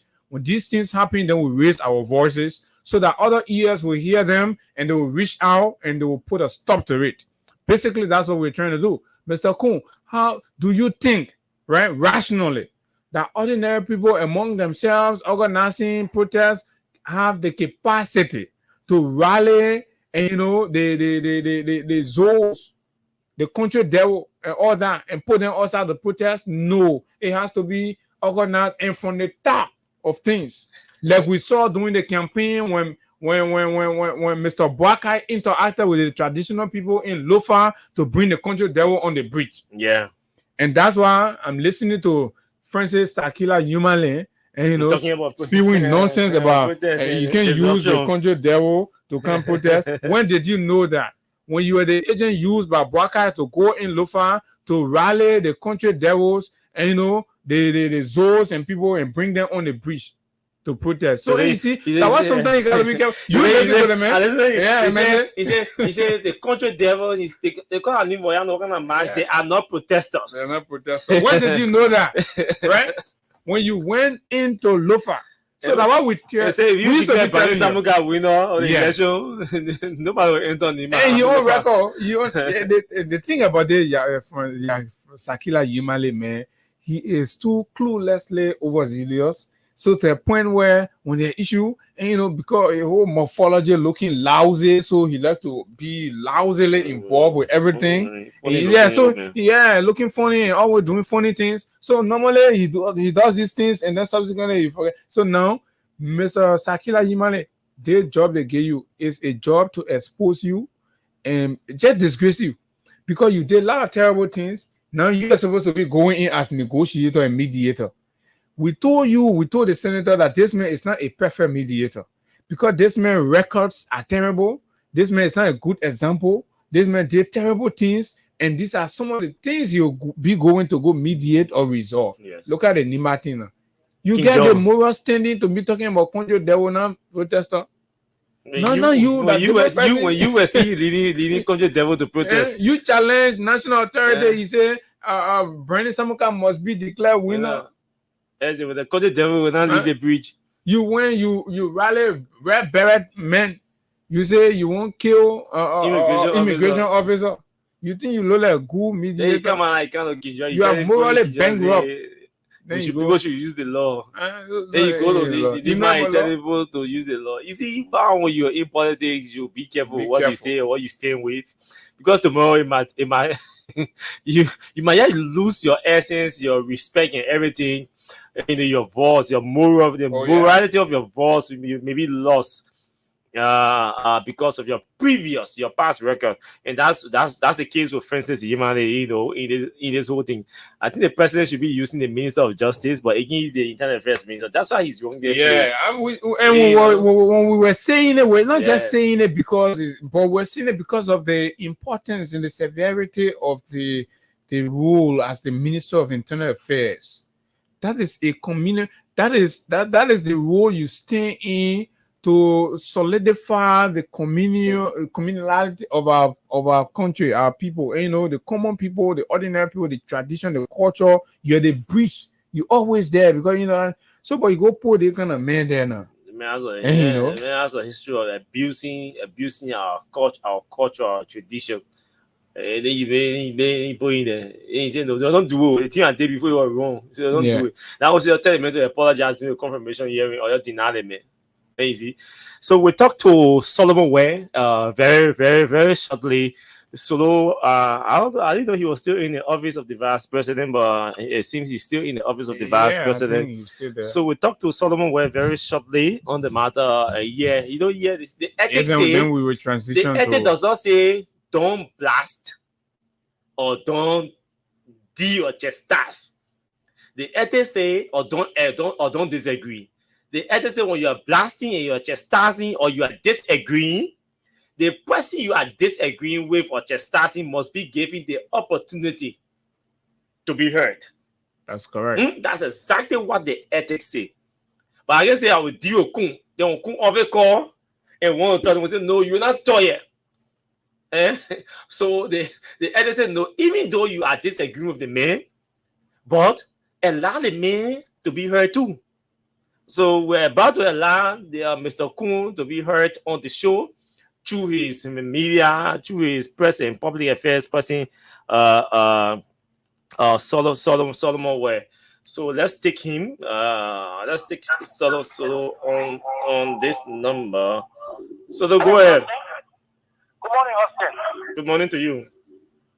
I'm good. Yes, I mean, you and I and your colleagues, we've been best friends. For me, I don't wish to go into allegations. You guys have made all of the allegations, and for me to speak to allegations is very difficult. So what did you call? I think the honest thing you guys were doing, being that I wasn't here or anybody else here, I mean, journalistically, you should have reached out to the office and all the allegations you're making to actually establish the reality. So are you suggesting that 1 minute? I want to understand you now. I am interviewing you. Listen to me. No, I'm not going to listen to you. You have to listen to me. Solo, no, don't do that. Don't start that, man. No, we have a good relationship. Don't do that. Solo, but you call him a person. But when you number. Call, you listen. You call. There was not the intention of calling me or calling the office of the vice president. I will manage. I will hold you down for you to manage your emotions small. Then we can have a very decent conversation. So you. Yeah. Okay. So then you have to agree. So you are a journalist and a former talk show host. So you have to. In this case, you are not speaking as a journalist. You're speaking as hello. So you. Can you get my point? You call me. You have all of the time to speak to the allegations against the vice president. So, but Solo, let's organize the conversation on Solo. Let's organize the conversation. You call to provide clarity, right? You guys are best friends to me. Sure. I want you to understand. I want you to understand. I reach out to you people, as media colleagues. All right. The problem you're listening, you'll be the judge. You not have the intention of reaching out to me. I did not have Solo, and this is why you're missing this. Solo, I did not have to reach out to nothing in journalism say when I not reach out to you. Sure. No, I didn't have to reach out to you. No, they're not allegations. So can you tell us what you know about the issue in Nimba County? Unless you take these issues bit by bit, and then you do an investigation, reach out to the office of the vice president. If you consider these issues to be issues of concern, to you, your Twitter was to just reach out to the vice president office. If even I was not there, to reach out to the office of the vice president. Okay, so the only issue is why they didn't reach out to the office of the vice president, right? That's the only issue. Okay. Okay, Solo, let me ask you, Solo. I will not speak to the allegations. Okay. I will not speak to the allegations. Okay. But this is just my candid opinion. Okay. So the only issue is why we did not reach out to the office of the vice president. But that is far from our discussion. That one a different thing we can talk about. But we are talking about the protest action in Nimba County, and it is very important. We have facts that he doesn't understand. Explained to you and provided for you some of the links and connections and the indicators that are pointing to the office of the vice president. And you call in as the communication man from the vice president office, and you basically do not have anything to offer, but just to say, oh, you're supposed to call me for it. We are not working for the office of the vice president. We're working for an institution that's here for the people. On their issues, we bring them up. So if you think you have something to provide as a clarity, you come with it. You see, Solo is a good friend to us. And for us, we have a fraternity that we share, and we are on an obligation, okay, to call mutual respect, regardless of the age or the level of time we've practiced and all of that. We've practiced in fun and all of that, but we owe that to each other. So Solo called on our show. He texted me and said he wanted to participate on the show. In fact, let me read verbatim Solo's message. Okay. He said, "Hey, bro, I'm calling." Okay, let me go to the first message. He said, "Hey, bro, I didn't see the text, so I didn't reply." He said, "Can I call, please?" I didn't see. Like many will do. Like many will do. Many. That's normal thing. That one is normal. He said, "Can I call, please?" I didn't see this message as well. He sent a text me. He said, "Hey, bro, this is Solomon Ware from the VP's office." I don't put in the VP's there, but from the VP office. Okay. Then I saw the message and I showed it to Abu. Mm-hmm. And then he said, "Hey, bro, I'm calling, but you're not picking." So he was calling. So when he sent me this, that he's Solo from the VP's office, and I said, "Okay, he wants to participate." I said, "Okay, I'll pick you," and show the text to Abu. And then he tried calling. I didn't pick his call because, and I texted him that I would pick you, but I want us to exhaust our competition show, and then we'll pick his call. Okay, so that's how it started with Solo and us here on the show. Now we pick Solo's call. The first thing Solo said is he did not call to respond to allegations because he's not good at responding to allegations. So why did you call? Because the fact that you consider our content all allegations and you listen to the show, you consider all our contents allegations, then why did you call? But not to respond to the allegations. It was better you didn't call. It was better you didn't call. The point is, why we didn't reach out to the office of the vice president? That one did not have to be on radio. Man, you have waited after and then you just call, oh my man, because we are friends. Oh my man, why you not call me? Secondly, if the vice president office listen to us and the vice president office wants to respond, issue a press release or call a press conference. So you have options. But the court want to tell us or suggest to us how we must do our show, and you say everything we say in an allegation. So we gave you the opportunity, and then you say you only call. Now the one you did now that the friendly call you should have done outside the airway. What are the major issues there? The major issues are that we raise that you call allegation. That's so we said JJ Jester Murray were dismissed by President Seli for awarding portion of Metasti a concession to Solway. Is that allegation, folks? My man. When we that JJ and Jester you were dismissed in connection to this? Is that what you call allegation? We also said to you that Jeremiah Kun had not intervened in the protest against Metasti. Is that allegation? Has Jeremiah Kun intervened in the protest against Metasti? We also said that Jeremiah Kun has spent a 3-day visit to Nimba as part of his itinerary. Nothing about Metasti or having meeting with Metasti mentioned in his itinerary. Is that allegation? We also said that Jeremiah Kun was the one who called the two lawmakers, who quoted the two lawmakers. The two lawmakers expressed shock that their citizens left their constituents left the constituencies, came to Monrovia to protest without their knowledge, and that they were shocked that Jeremiah Kun would be the one to call them and say, your people here. Is that allegation? So what is Solo calling allegation here? Is it allegation that Jeremiah Kun is a friend of Ibrahim Mahama? Jeremiah Kun himself is on record of saying Mahama is his friend. It was Mahama who offered him his private jet. Now when he said that he issued that admittance in Front Page Africa newspaper, we all, after we pressure him, Front Page reached out to him and he confirmed. Is that what you call allegation? Where is the allegation? Mahama has expressed interest in acquiring Solway. Is that allegation? Is that what you call allegation? Man, let's go to something. So where is the allegation against Jeremiah Kun? Where is the allegation? So, folks, we don't see the allegation. You see, but again, we'll stop on that note because so is our friend. So we don't intend to go further. But all we can caution is maybe Solo will issue a statement, and then when he does, then we will pick it up. But just like we said, today is just the first edition of our series on Jeremiah Kun's involvement in the protest action in Nimba against Metasti. We do not care about Metasti.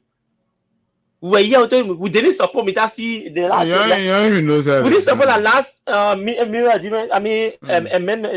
that they are resubmitting today. When they were giving contracts to media institutions, they were running ads for them. They were pretending putting billboard up. You can remember that? You saw involved. Did you see us? Yeah, didn't from in the morning till the night. We were here. That's what we are. That's what we stand for. When it comes to certain things, we don't compromise our intelligence. We don't compromise our stance on certain things. This one, we stand with it because the people are involved. Mita has invested a lot in this country. Jeremiah Kun will not be the reason for these people going back or slowing down. Do you know how much we're talking about? These people are about to invest, I think, additional $3 billion long term in this amendment. That's what we're talking about. Even Joe Barker, as itchy as he is, he wants that money more than Jeremiah Kun. But Jeremiah Kun he's not interested in that. The bigger picture. He's not looking at the economic impact. He's looking at personal gains. Because he knows that if Mahama comes in and takes over Solway, Mahama is going to help him to pursue his presidential ambition in 2029. That's what he is concerned about. I think that's the part Solo guy issue with, but he won't come clear. Yeah. Right? The part that Solo guy issue with, that he wants Solo, but all the other things that Solo he get issue with, he get answer for it. We call Great Barry, my friend. But Solo and I know Great Barry. Unless if Solo want us to start going detail in the presidential ambition thing, then we'll go detail. Then we'll start going there. Then maybe that's when it will trigger him to come and. So we say, so you'll be helpful to tell us. So let's tell where the allegations are. Because all the things saying the fact. Grace and Abby appear on Radio Gigima and Radio Nimba on Friday. Tala. They said Jeremiah was aware of their appearance and their action. Tala. They came to Moreover, they went to Jeremiah house and went to Prince Joseph or Dala. So what is the allegation?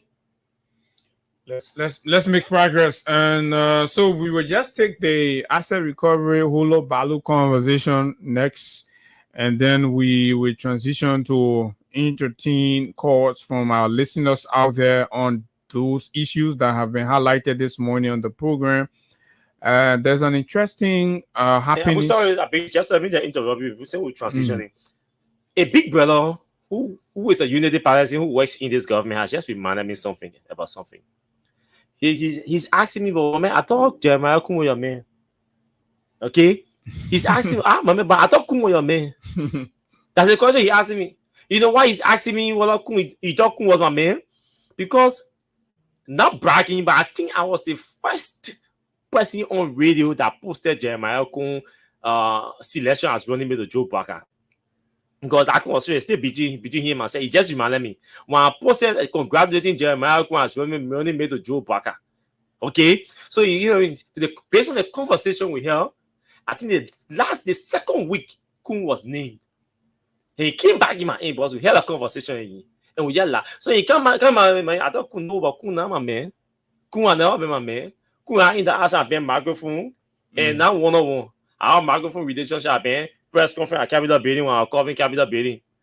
Now, I couldn't see me, he don't know me. He gets me and said that Austin Kawhi. So he's not my man. He has not been my man. And even if he was my man, we support the CDC here. How many times we didn't deal with CDC people here was supporting them? You think we care about man, baby? You my man, you not my man, you my man, you not my man. You can be my man when you misbehave, we chastise you. That's how we operate here. You know how many times we dealt with CDC people there? They are aware. The CDC people who support, we deal with our ministers, key ministers here. Very influential ones. Including Nathaniel McGill. And after he was still minister of state. Oh yeah, the upper Alvin McGill. Yeah, we're on the very radio behind the scene microphones here. Then you can't tell me say if you want Jeremiah Kun, you can't tell me say he your man. So because he my man, he should go misbehave and cause disturbance for the concession company in a place there. And you come and say he my man. You better stop that nonsense. We say we want to be solve the money with Jeremiah Kun because it's our first of many series. They don't push us.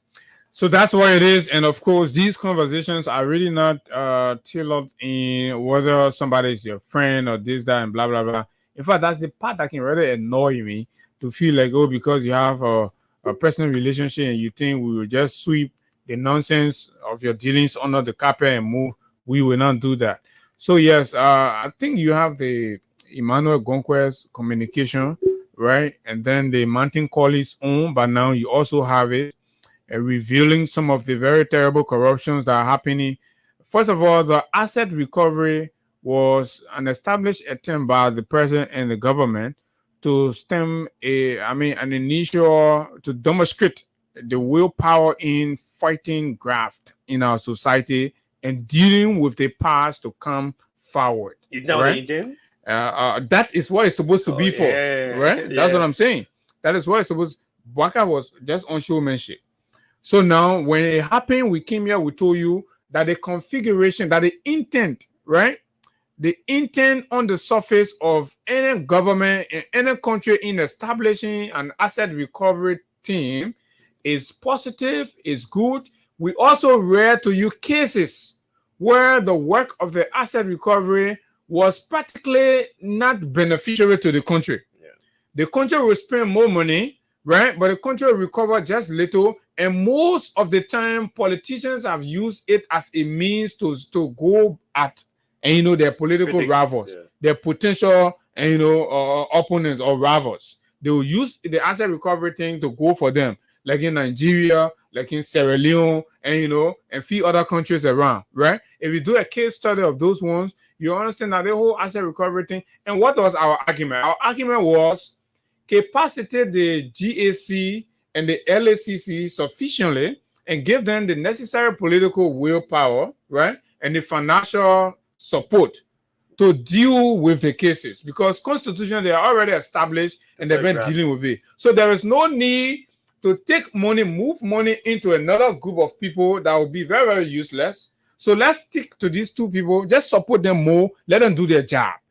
GAC, LACC, the Ministry of Justice here, that tripartite support and that tripartite arrangement that is well supported will deal with any corruption matter in the country. And if need be, let's establish a fast-track corruption court to deal with exclusive corruption matter, right? That matters coming from the asset recovery or the GAC and the LACC goes directly to that court, and they're able to deal with them expeditiously. And that falls within the establishment of the War and Economic Crimes Code, right? So you deal with it right there. You don't have to spend any other money. So we have the system, we have the infrastructure, right? Administratively. Sure. So even the War Crimes and Economic Crimes Code, like you're talking about, right?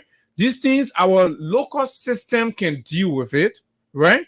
But they just need to be empowered and strengthened further. When they empower and strengthen further, given the necessary logistical, financial, and political support, they will deal with these things, and it will not be with any burden to the country. We got criminal courts here. Crimes against humanity, they are criminal, right? If they're criminal in nature, we get criminal courts, they will deal with it. If they're civil matters, they will deal with it. They're human rights matters, they will deal with it. So the system is already here. What the system has lacking is the willpower. So we need a president that comes with that vigor, right? And that determination to say, I will put to work all of the mechanism we've had so that they will all function to their fullest potential.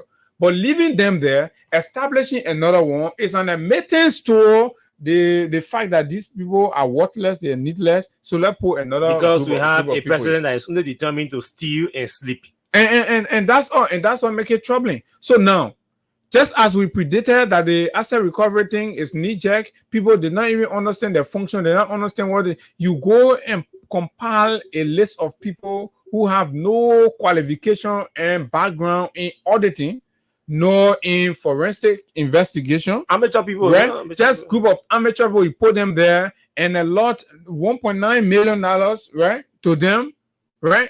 $1.9 million to them to say they come and do asset recovery. Martin Collins say, the chairman say he won't go rent office for $300,000. Imagine. These are the people that are supposed to be going behind other people for wasteful spending, for lossless spending state resources, and amassing word and things and taking ill decisions and bringing them to Bogo. And they put them, they jump inside, right? The other brother say he angry, say he even want all the things that are happening there. Uncoordinated. I mean, just nothing absolutely is happening. All that's happening is they're distributing the money. My people, where does this leave your opinions about Mr. Bwaka and his fight against corruption and his commitment to accountability? When we say these things, we do not say it because we hate Mr. Bwaka. We say it because we want all of you to join us, rally the voices to ensure that Mr. Bwaka is awakening from his slumber.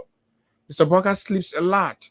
He sleeps over everything and anything. And this old man will be sleeping, people will be stealing and pillaging the resources and the envelope of this country, and you will all be left stranded. Our hospitals are without electricity, our schools are without benches for our children, right? Our roads are unpliable, right? Our streets are filthy and dirty. Just over the weekend, I was in red light, and the place is stink. The place smells unhealthy and dirty. Nobody is doing anything, and all we see from Mr. Bwaka and his group of gangsters, looters, is to be stealing. And lastly, right, as though this is not enough, because we told you that you know what you will say if you do not live up to it, it become a yardstick. Your officials will use it. Mr. Bwaka has been lying, and when we say it, when we flag it, you say, oh, the menace or something. Mr. Bwaka promised, we keep playing the recording here, that he will declare and publish his assets. He did not do it. Because of that, over 500 people Mr. Bwaka has appointed, all of them say they're not declaring their assets. More to that, Mr. Bwaka own people from within his cycle. I know Dylan is trying to be coony again politically and try to play smart and try to, now that Mr. Bwaka is having some early mini blunders, He's trying to use that as a means to rebuild his political image. So don't listen to Dillon, but sometimes, right, he is only admitting to what we have been saying, that Bwaka is not genuine, Bwaka is deceptive, Bwaka has lied his way to the presidency, and he has no remorse for it, and he's not doing anything in accordance with what he promised the people of this country. So the country is not experiencing anything that resembles rescue. The country is experiencing retrogression. The country is experiencing backwardness, and nothing progressive is happening under the watch of Joseph Bwaka. And Joseph Bwaka has not demonstrated the capacity to arrest the matter.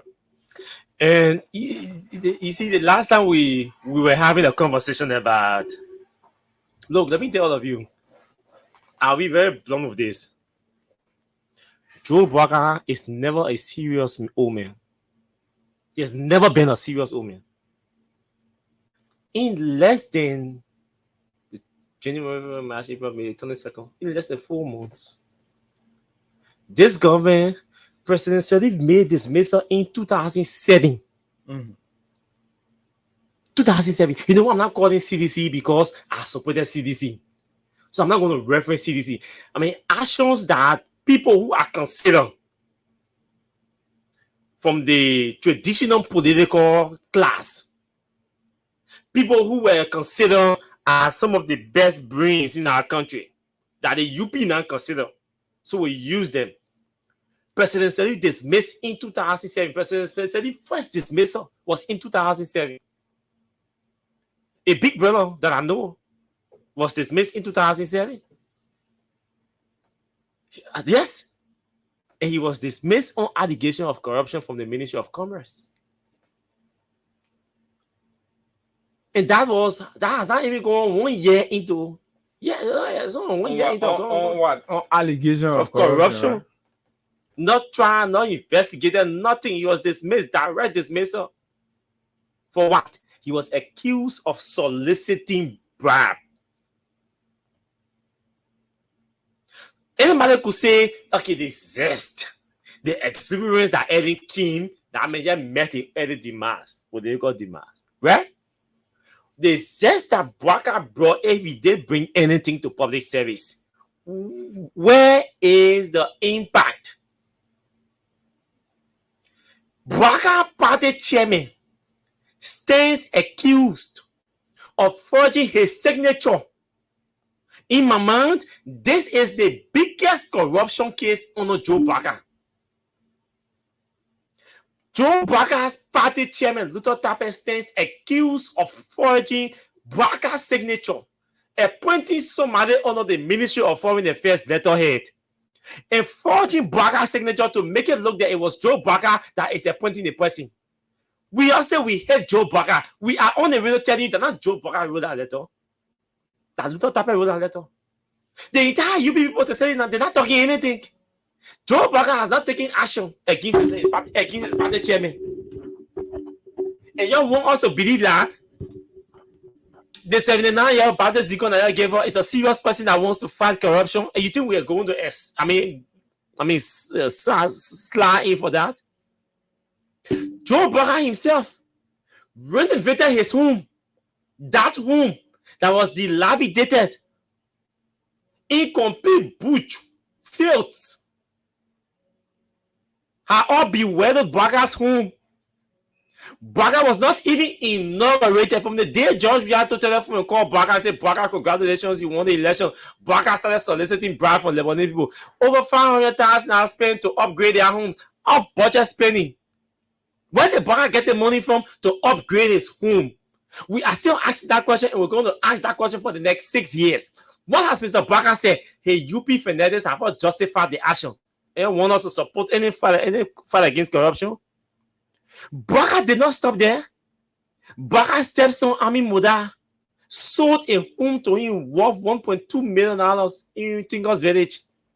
Bwaka is probably owning that home today. He was not inaugurated when that home was purchased. He's probably owning that mansion today. Where did he get the money from?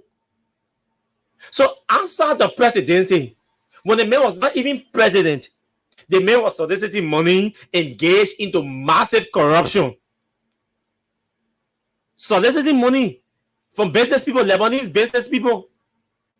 Till date, Baka cannot tell us where did he get the money from to upgrade his home.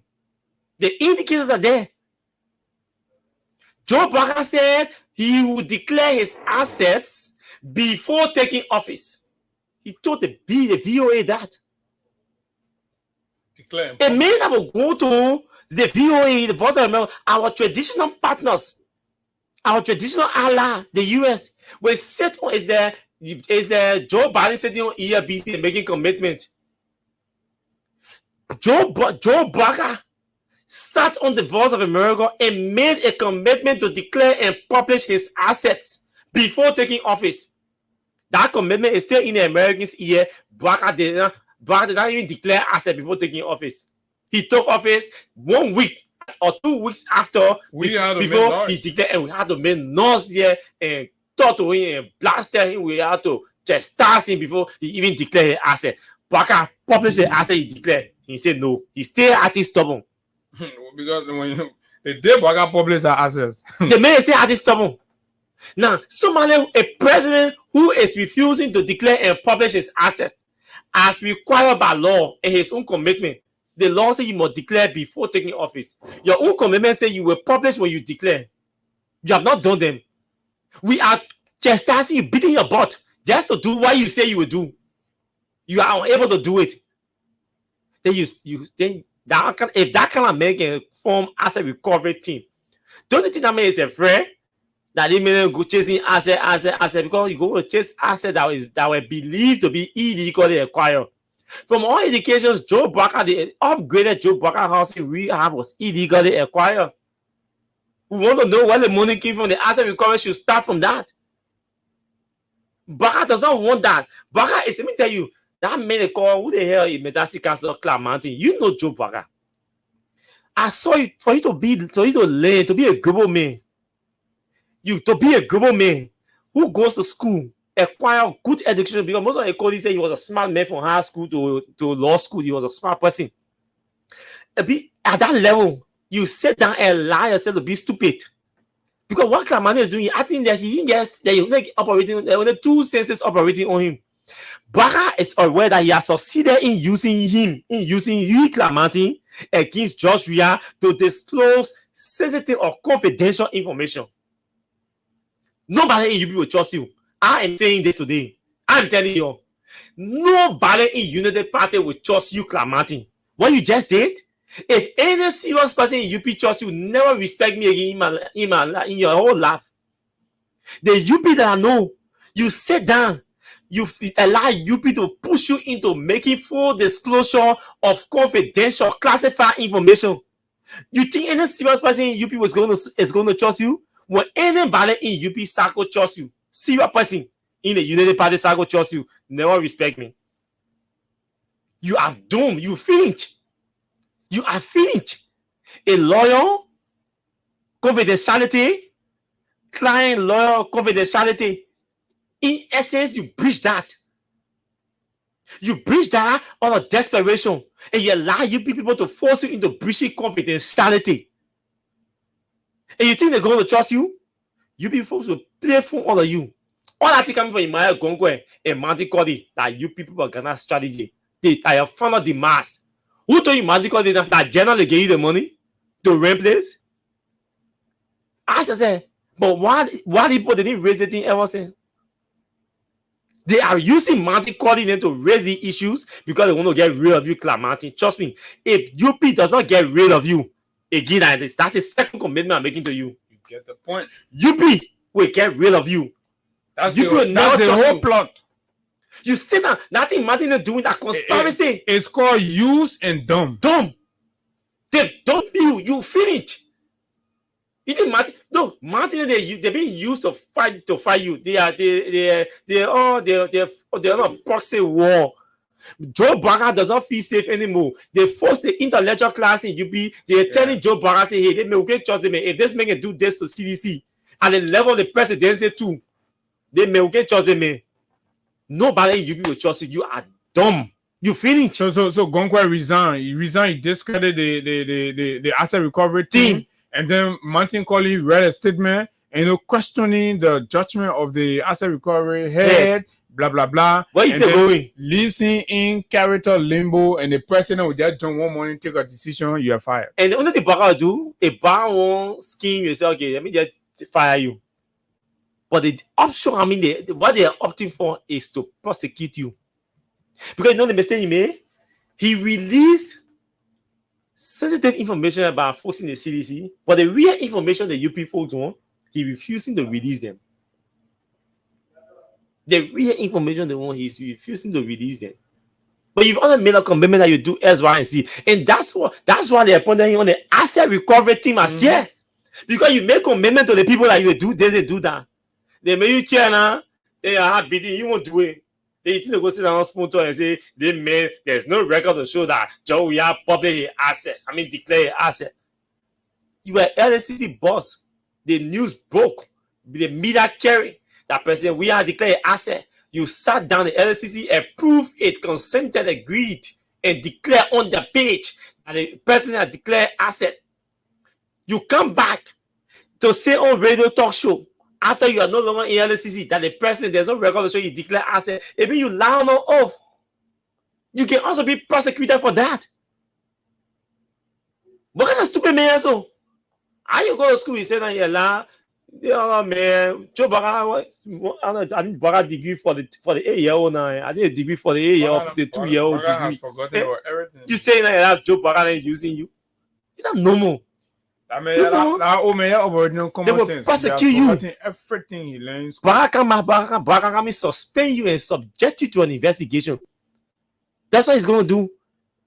You think Jeremiah couldn't feel safe with you? Jeremiah Kun knows where you're going to. He knows you. You think they're safe? So you are in the middle of conspiracy. Baga people around, continue crying, I want you. They want you where in where with Joe Baga. And you have to report directly with the executive marshal. They don't want it. So they will fight it. When forcing the UP, they don't want the foreign minister, what did they do? They use the same mountain. They use the same mountain then to go after her.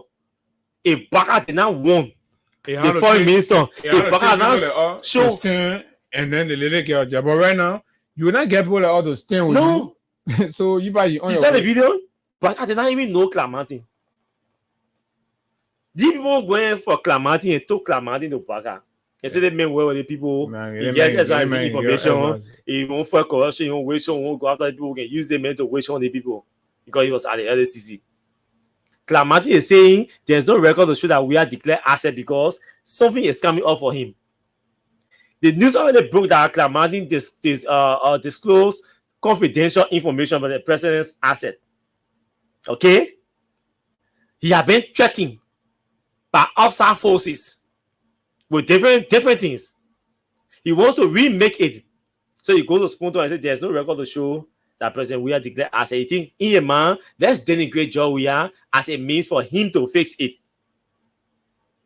So he will kill the news that he disclosed sensitive information about Joe we are asset by declaring on Spunto that there is no record to show that we are declared asset. So when you say on Spoon, they will kill that one. It will kill the argument of the news that he disclosed sensitive information about Mr. Weir's asset.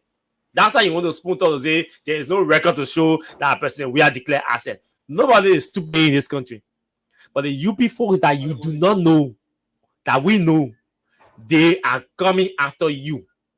Your days are numbered in UP government. I can say that to you. Your days are numbered in UP government. So don't forget, we'll soon go to the telephone lines to pick your calls on the this Jeremiah Kun thing and his stage managed campaign in Nimba County against Mita Steel, and then this whole asset recovery thing we've spoken about. Our cash giveaway, yes, is still active. You have less than 10 minutes to be a lucky winner. So let me go ahead and start doing the draws before 10 o'clock reaches. While Abu is speaking calls, we will be doing the draws before 10 o'clock. Exactly. So, folks. So, but you know, they asset recovery thing. We'll just hold it right there. But it's a very interesting conversation, and people, you know, the Unity Party and the way they're playing. certain people commanding influence, they have the cycles and all that, the people they approve. That one cycle took Clemente and made him as a recovery boss. Yeah. The other people now okay with him. They didn't even want him there. Even as we speak right now, the Unity Party folks don't want Clemente in the midst of the Unity Party government. They are clear. But before now, they finished using him already. They finished getting everything from him. And to know that this Clemente man who have been so susceptible to such a thing with all of his qualities and his credentials, and like Austin said, his repetition of intelligence from high school to university to law school, blah, blah, blah, and everything, that this man who have allowed himself to be used by political nitwits in that form and manner is so bewildering for some of us. But however, these things can happen because of our political space. Desperation, and arrogance can lead people to doing the wrong Clark thing. himself is aware because Clark was shown disrespect and humiliated at the executive mansion once upon a time. He had gone there, according to him, he had gone to visit with the president, or see the president, not visit, but to meet the president. But he entered there because the atmosphere is so unsupportive. He could feel it. And then the man he started shivering, became afraid to even go around the president. But I said, well, I ain't gonna do the president. He said, yeah, but I'm ready, yeah, with this. So this is how embarrassing, and Clark knows this for fact. He knows that this is how embarrassing he has been. And he himself has come to a point where I finished throwing myself under the bus that day. How come I was not so smart to understand that the whole thing was a setup? All right. My man, you are known to be a CDC man. In spite of your disagreement with the CDC and blah, blah, blah, right? In that early stage, a desperate Unity Party government that is going for sweeper and taking jobs from sweepers, right? Call you and tell you, say, can't be the head of a $1.9 million asset recovery team. And you think that sincere thing, Baka don't know you, Baka has not met you before. I'm not sure you and Baka has any kind of relationship. The first time I met Baka was doing an acquaintance. Yeah. I said, do I introduce a man? Imagine they introducing your asset recovery chairman to you. To you. Baka don't know the man. No. Baka don't know the man. This Clemente who was appointed chairman of the asset recovery team. I tell you, even the president on camera. I tell you, you are not even appointed by Baka to say the least. Because Baka, you know, with the kind of with everything you said about asset recovery, Baka will be the one holding your hand. Sure. This is the man we believe can do the job. This is the man we've brought to help our government retrieve. Somebody introducing or somebody introducing. Then they try to make Baka call any, yeah. They call a different position. You know, he credential, he stays, he's that, he went around for some time, he has so yeah.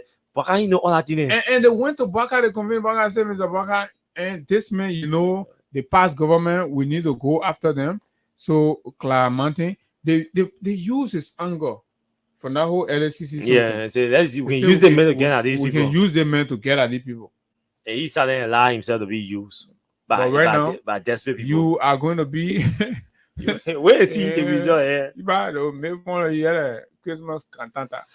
So folks, let's go to our telephone lines and begin taking all of your calls on the different numbers 0776 104 104 0886 500 104 and plus 231 886 500 104 is the WhatsApp for those of you in the diaspora. Our female line is also on 0770 2970 16. Again, the female number is 0770297016.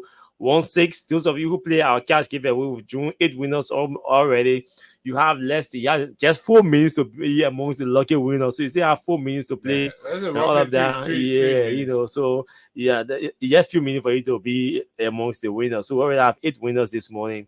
So yes, you those in 1 minute you went to school in the 90 until 90 plus 2 minutes you went to school and won't go to Eagle. Even in 1 minute you can be there. Major defeated all of them in extra time. So let's go ahead. Let's take the calls, beginning with this person here on this line. Hello, good morning. Fine, let's hear you.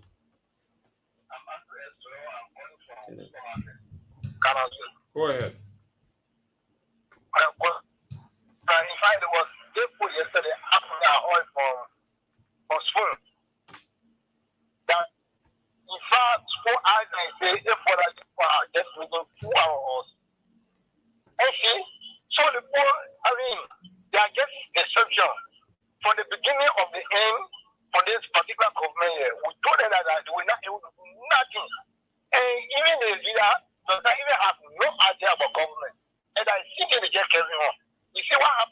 the VP, then your own people, instead of you intervene, then you start encouraging them for them to come do something that is out of the way. So tell me, where are we heading? We're heading to nowhere. Let's hope for the best. Phoebe protesting your own war, man. You guys, Is it the other? I was so confused. Hello, go ahead. Good morning, Daniel. Good morning to you. Good morning to Fanyabu. This is Isaac Wilson, Professor Nicholas, son of KOK. And I'm joining you guys this morning from Regional District number 14, to be precise, in my two community resident. Daniel, I want to say thank you to you guys for the conversation. You know, that guy who called from the Vice President office, I think he is the communication person there. He's not fit for that position. Sitting in the Vice President office, that he cannot even defend. So say by him, the allegation coming from a journalist, he cannot come on air and defend it, but you want to go on the other side by disagreeing with the guy with some issue that is not guaranteed. If you want to defend your boss man, come and defend him. You're not going to always speak to the issue. So I don't think he's fit for that position. Even before I said that, you know, we saw that Joe Bugger was not comfortable with some of these guys here in the left of Iwe Kongwe, from ESSL, and from Calamantin, and even Martin Kwakori. These guys, President Bugger is not comfortable with them because they are guys who speak loud when it comes to issue quickly. So he decided to study that after recovery team, and then when he knows himself that this after recovery team will not succeed. Once the after recovery team fail, Thank you. Yes, thank you. Thank you. Let's take one and we'll go to the WhatsApp. I think there are calls on the WhatsApp. Hello, good morning. Good morning to you, Austin. Good morning to you, Abu. Who's in here? This is Hussein Kewu. Okay, go ahead, Mr. Unity Party. No, Austin, I'm a Liberian, so I would not want to refer to me as Unity Party. Okay. So, so moving forward, first of all, I want you to put any other call up than the previous caller in check. That is a professional colleague. Solomon has the time to provide clarity, and I think you should have given him the space, but you people were counter-arguing. Right, so I think he needed to provide some clarity as to how the allegations he made, you know, to ascertain the No, see, they didn't listen. Solo said he did not call to speak to the allegations because he's not good at responding to allegations. I listened to him. Then he said the only reason why he called was to question why we didn't reach the office of the vice president before coming to the radio to talk. So okay, no, so no, you didn't get it because you got it. You will not say we should have given him the chance to clarify. Yeah, so that you know, that's what I'm saying to you guys. You have to protect his, you know, his. No, we did that. How many times we indicated all along that he's a fraternity brother, so we're not going to go into the conversation with him, all of that. Besides that, Solo is a big brother to all of us. Yeah, he's been around longer than we've been around. Yeah, so moving forward. But it does not change. It does not negate the fact that Jeremiah Kun is friend to a BM. Okay, fine. So I listen to you guys in the way you refer to the president. Austin Abu, this is the president, the father, the leader of this country. How do we refer to the president? How do we refer to the president? Oh no, but Austin, you think I'm going to repeat some of those things you said? But then don't say something that you know not true. Why you say somebody refers to the president? Abu, you want me to repeat what Austin said? What did Austin say? How did I refer to the president? No, man, do not reduce it. To call him Mr. Joe? But you want me to repeat what Jesse said? But then the audience, I thought the other Hello, David King. Good morning. Yeah, thank you. I think Kuba passed away. They were better callers than Hussein. Yeah, how do you get on a job now? I just listened to the program this morning. You see, Abu, it is quite unfortunate for some of our friends. You know, they will come to the discourse and don't know anything about the discourse. You think what you are seeing, you don't work for the vice president. And for my big brother Solo to feel that freedom events should be taking order from the vice president, I mean, you guys are working for freedom. And the other thing, any of us has the right to tell you what you have to do as a journalist. Whatever you feel that good for the show, that's what you're going to present. So for someone to be thinking that you're going to speak in a tune or you're going to speak as the likeness, then they're getting it wrong. What you share, that's what happening. So I don't think somebody should be questioning your ability to run the show or to present the show. So if anybody don't have anything to say on the show, if they're looking for a job on the Union Party, they should go up Broad Street. That's where they will find a job. Okay, thank you very kindly. On the WhatsApp. Good morning. Hey, good morning, Abu and Austin. Good morning, guys. Good morning. Good morning. Thank you for the show this morning. Look, Thank man, you. the call before David King. First of all, that whole battle going on between Nimba County and the vice president. Look, this guy has he's ambitious, and that whole thing is divided, man.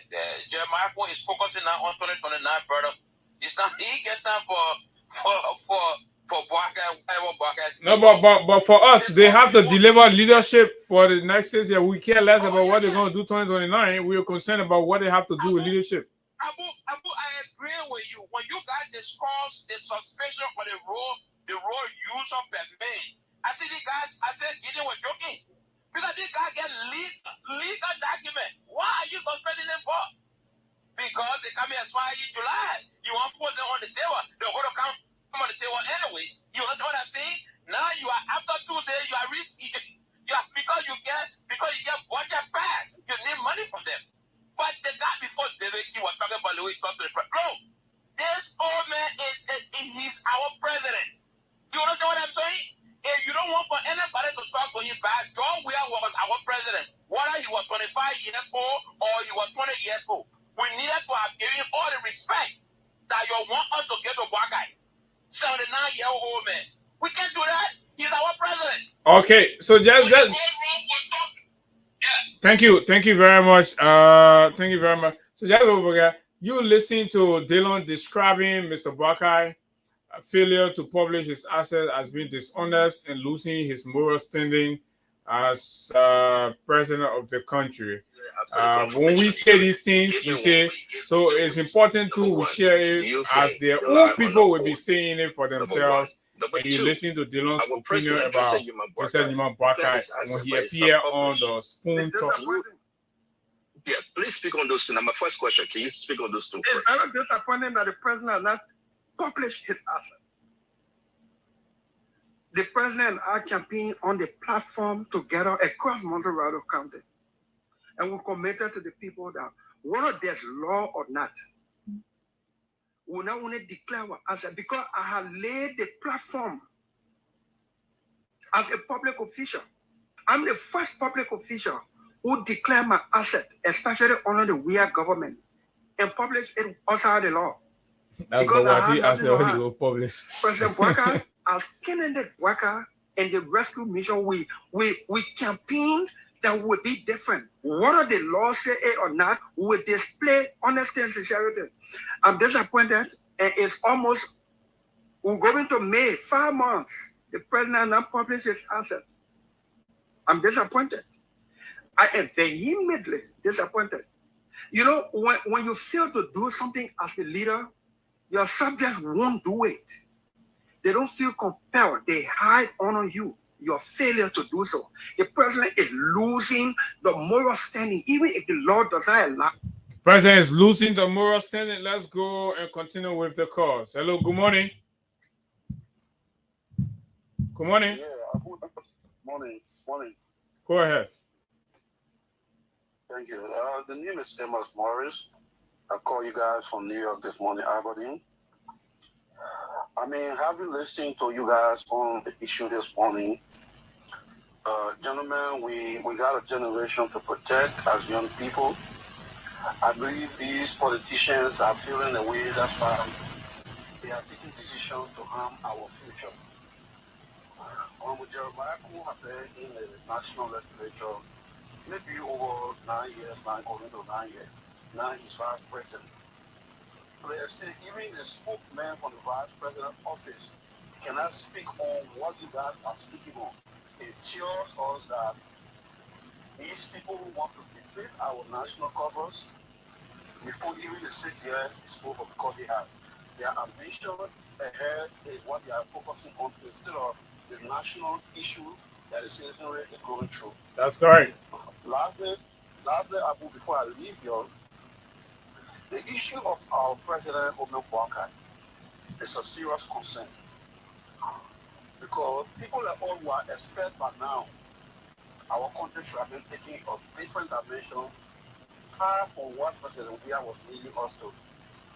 But instead, we are seeing it the other way around.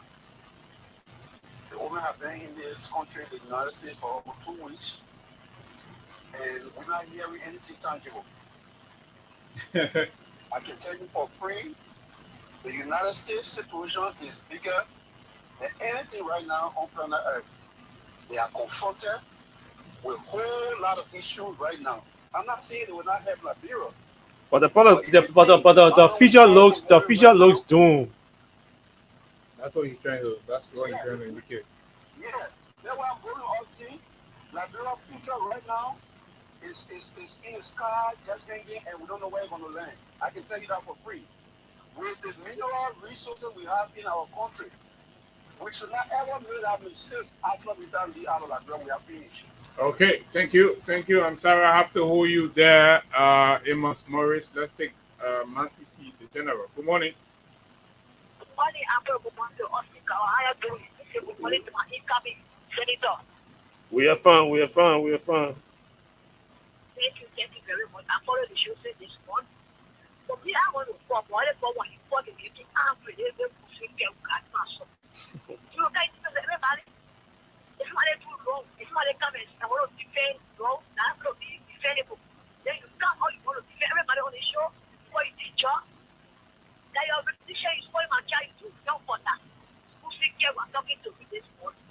When you're not defendable, don't come and defend what the man tell you, what's talking on the air. They're not happy, they are genuine. They're the ones of the society. Then you come and defend them, they get for the officers. You are calling their officers on India. You forgot it's not so well. Who's we get? We don't want to say we have father here, and then when they get forced for it, because that is so true, who's we get? Don't want that press worker in your head. Don't feel that press worker. We're calling perfect person, but it's very, very good. It's not fault. It's not perfect. Because you see that perfect. When they say one thing, they will do. When they say something, they will do. When they say something, they will do. That's all you do. You know, they make that so far, they massive babu. They want to defend them on the platform. Okay.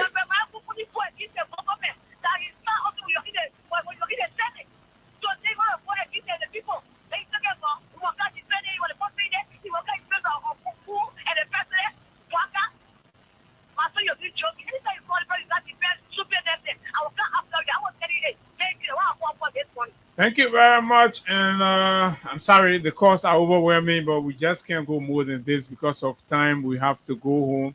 And we'd like to say thank you to all of you that call in. Those of you that never made it through the lines, we say thank you for the trial. Tomorrow is another day. And we just have to stop it right here and give space for the next program on the radio.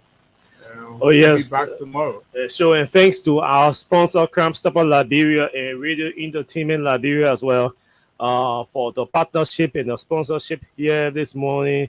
Congratulations to all of our winners, all of our 8 winners who walk away with $2,500 Liberian each today. Tomorrow, the cash giveaway continues, and on Wednesday is the big one with $4,000, and then on Friday is the biggest one with 20K.